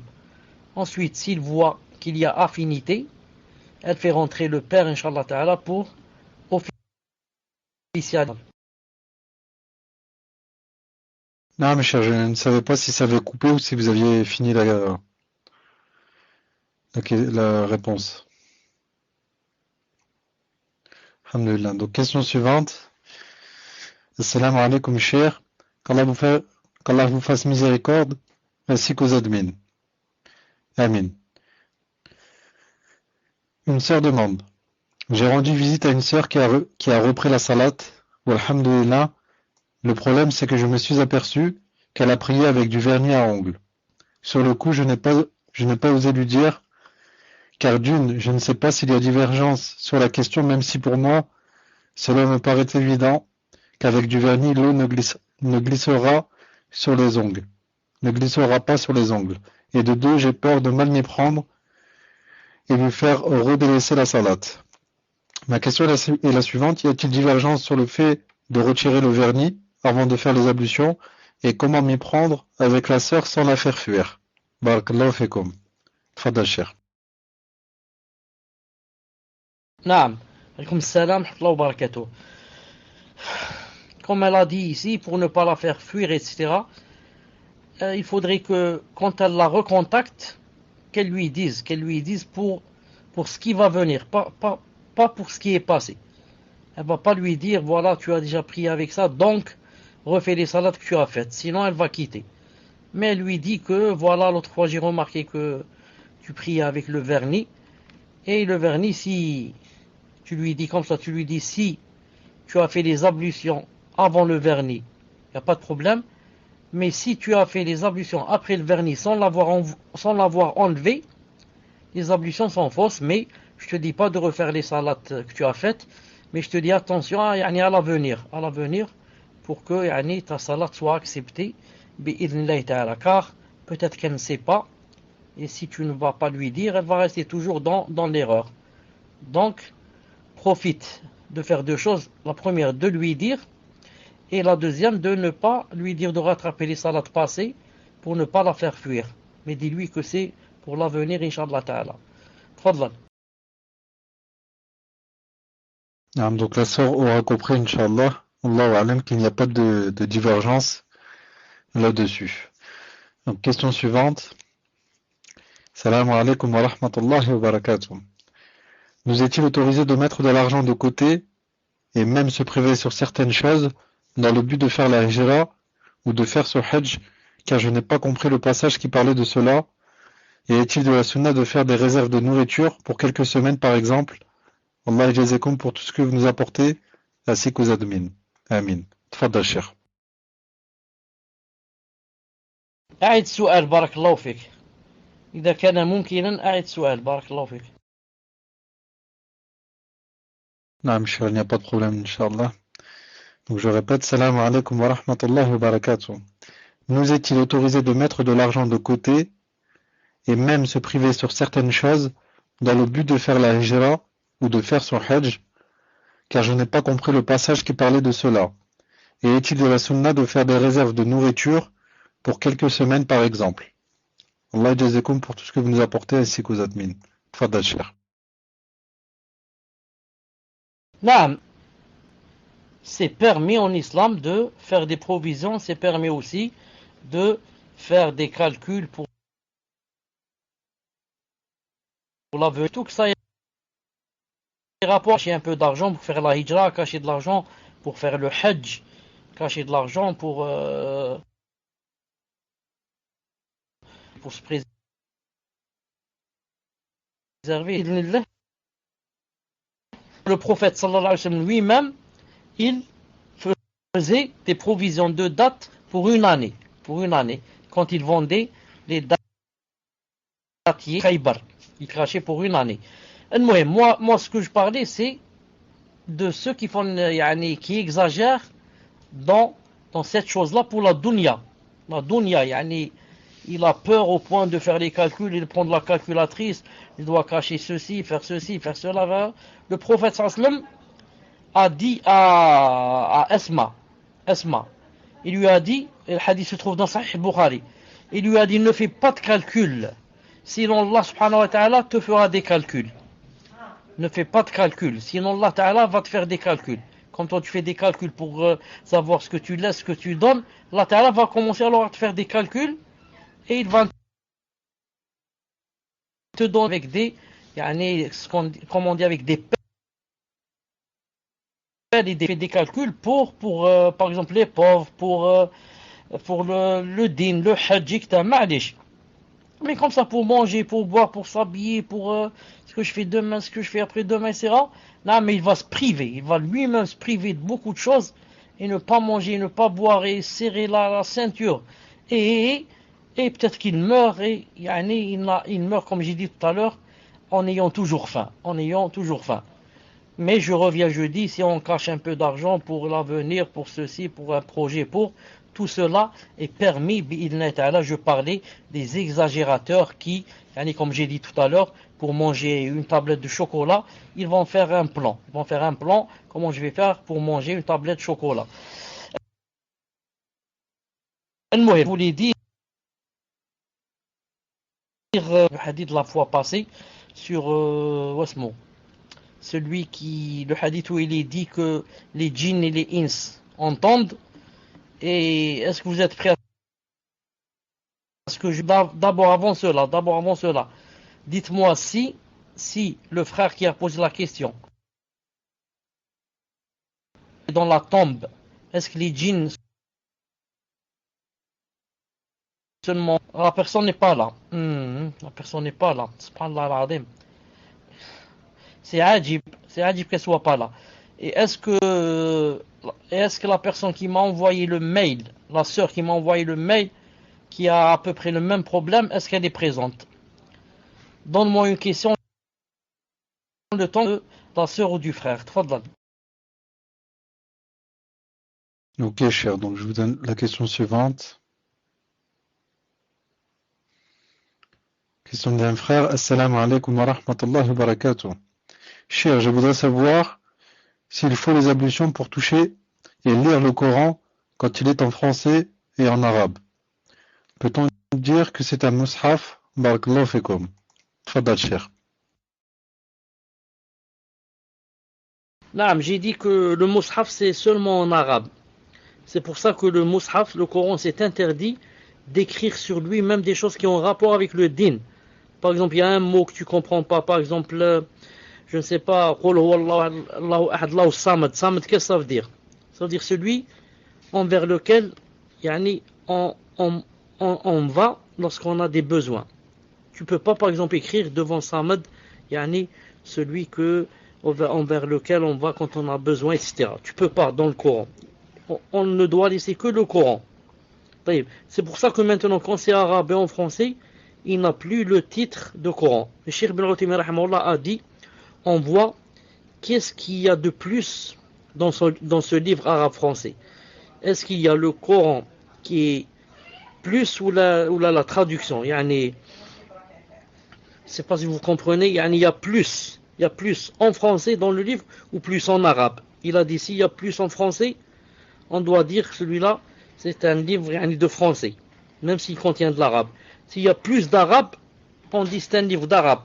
Donc je dis, Allahu Alam, pour le Coran qui est arabe-français, le mieux serait d'être dans les ablutions, mais ce n'est pas une obligation. Ce n'est pas une obligation. Pourquoi? Car c'est pas un mushaf. Mais si quelqu'un comme ça voudrait faire par exemple le tayammum comme ça, sur la faïence ou sur le mur ou la juste, et s'essuyer le visage et les mains pour le lire, Inch'Allah Ta'ala, qu'il n'y aura pas de problème. Tfadlal. Non, par contre, cher, si la personne prend le Coran arabe-français avec l'intention de le lire uniquement en arabe, est-ce que ça change ou pas, selon l'intention? Tfadal, cher. Oui, ça change selon l'intention parce que dans ce cas, ce livre-là contient tout le Coran. C'est ça le problème. Tout ce qu'il y a dans le Coran, il y a dans ce livre. C'est ça la différence entre un livre qui contient seulement quelques versets expliqués en français et un livre qui contient tout le Coran. Donc tout le Coran est là devant toi dans ce livre. Vous avez compris? Même s'il y a à droite ou à gauche, il y a le français, mais il y a tout le Coran. C'est ça le problème. C'est pour ça que, comme j'ai dit tout à l'heure, si quelqu'un voulait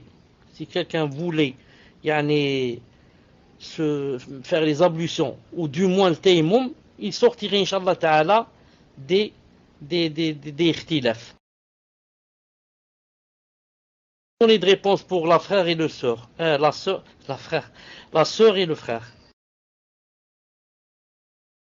Naam, Akh Mohammed ou Ibn Mustafa, est-ce que la personne qui a envoyé le mail au cheikh s'était manifestée ou pas? Donc les autres personnes, on leur demande pas d'aller voir le frère. On demande uniquement à la personne qui a envoyé le mail au cheikh, est-elle présente ou est-elle absente? Si elle est présente, qu'elle se manifeste. Si elle ne se manifeste pas, c'est qu'elle est absente. Naam, cheikh, donc a priori, elle n'est pas là. Donc ni la personne qui vous a envoyé le mail, et ni l'autre personne qui était venue me voir en PV et qui m'avait donc laissé cette question. Tfadal, cheikh. Ok, alors Inch'Allah Ta'ala, on va arrêter là. On va arrêter ici, bi'idhnillah subhanahu wa ta'ala. Car déjà il est 23h et quelques. Qu'est-ce que tu dis, Akh Mohammed? Elle est là. Akh Mohammed, elle est ici. طيب. Maintenant je me demande, est-ce que je vais parler de ça? Maintenant je vais laisser pour... aujourd'hui c'est quoi? Confirme-moi, Muslim, c'est mercredi ou samedi aujourd'hui? Confirme-moi. C'est mercredi. jeudi, vendredi, samedi. Non, je crois que, Wallahu a'lam, je crois que je vais laisser pour samedi, car ce que je veux dire, c'est un peu long. C'est un peu long. Et moi, le problème, c'est que j'ai oublié, j'ai laissé jusqu'à la fin. J'ai oublié et j'ai laissé jusqu'à la fin. Ensuite, autre chose. Ce que je veux dire, il y a une partie de ce que je veux dire qui se trouve enregistrée sur mon téléphone. Sur mon téléphone, je devais vous faire écouter quelque chose de mon téléphone qui a rapport avec ce que je voulais dire. Un passage comme ça. Et maintenant, mon téléphone n'est pas avec moi. Mon téléphone n'est pas avec moi. Yani, on est en train de s'en servir. Yani, on est en train de s'en servir. Donc même, c'est mieux, Inch'Allah Ta'ala, samedi. Je demande, Inch'Allah Ta'ala, à la sœur de patienter et de nous excuser pour cet embarras, car j'avais prévu et promis de répondre aujourd'hui. Mais comme j'ai oublié jusqu'à la fin et ensuite, il n'y a pas le téléphone avec moi, Inch'Allah Ta'ala, on laissera pour samedi, à condition que vous êtes 3 ou 4 admins. Je vous demande, Inch'Allah Ta'ala, dès que je commence les questions-réponses, de m'en faire, Inch'Allah Ta'ala, part, pour ne pas oublier, bi'idnillahi Ta'ala. Inch'Allah Ta'ala. سبحانك اللهم وبحمدك أشهد أن لا إله إلا أنت أستغفرك وأتوب إليك. À samedi, Inch'Allah. Assalamu alaikum wa rahmatullahi wa barakatuh.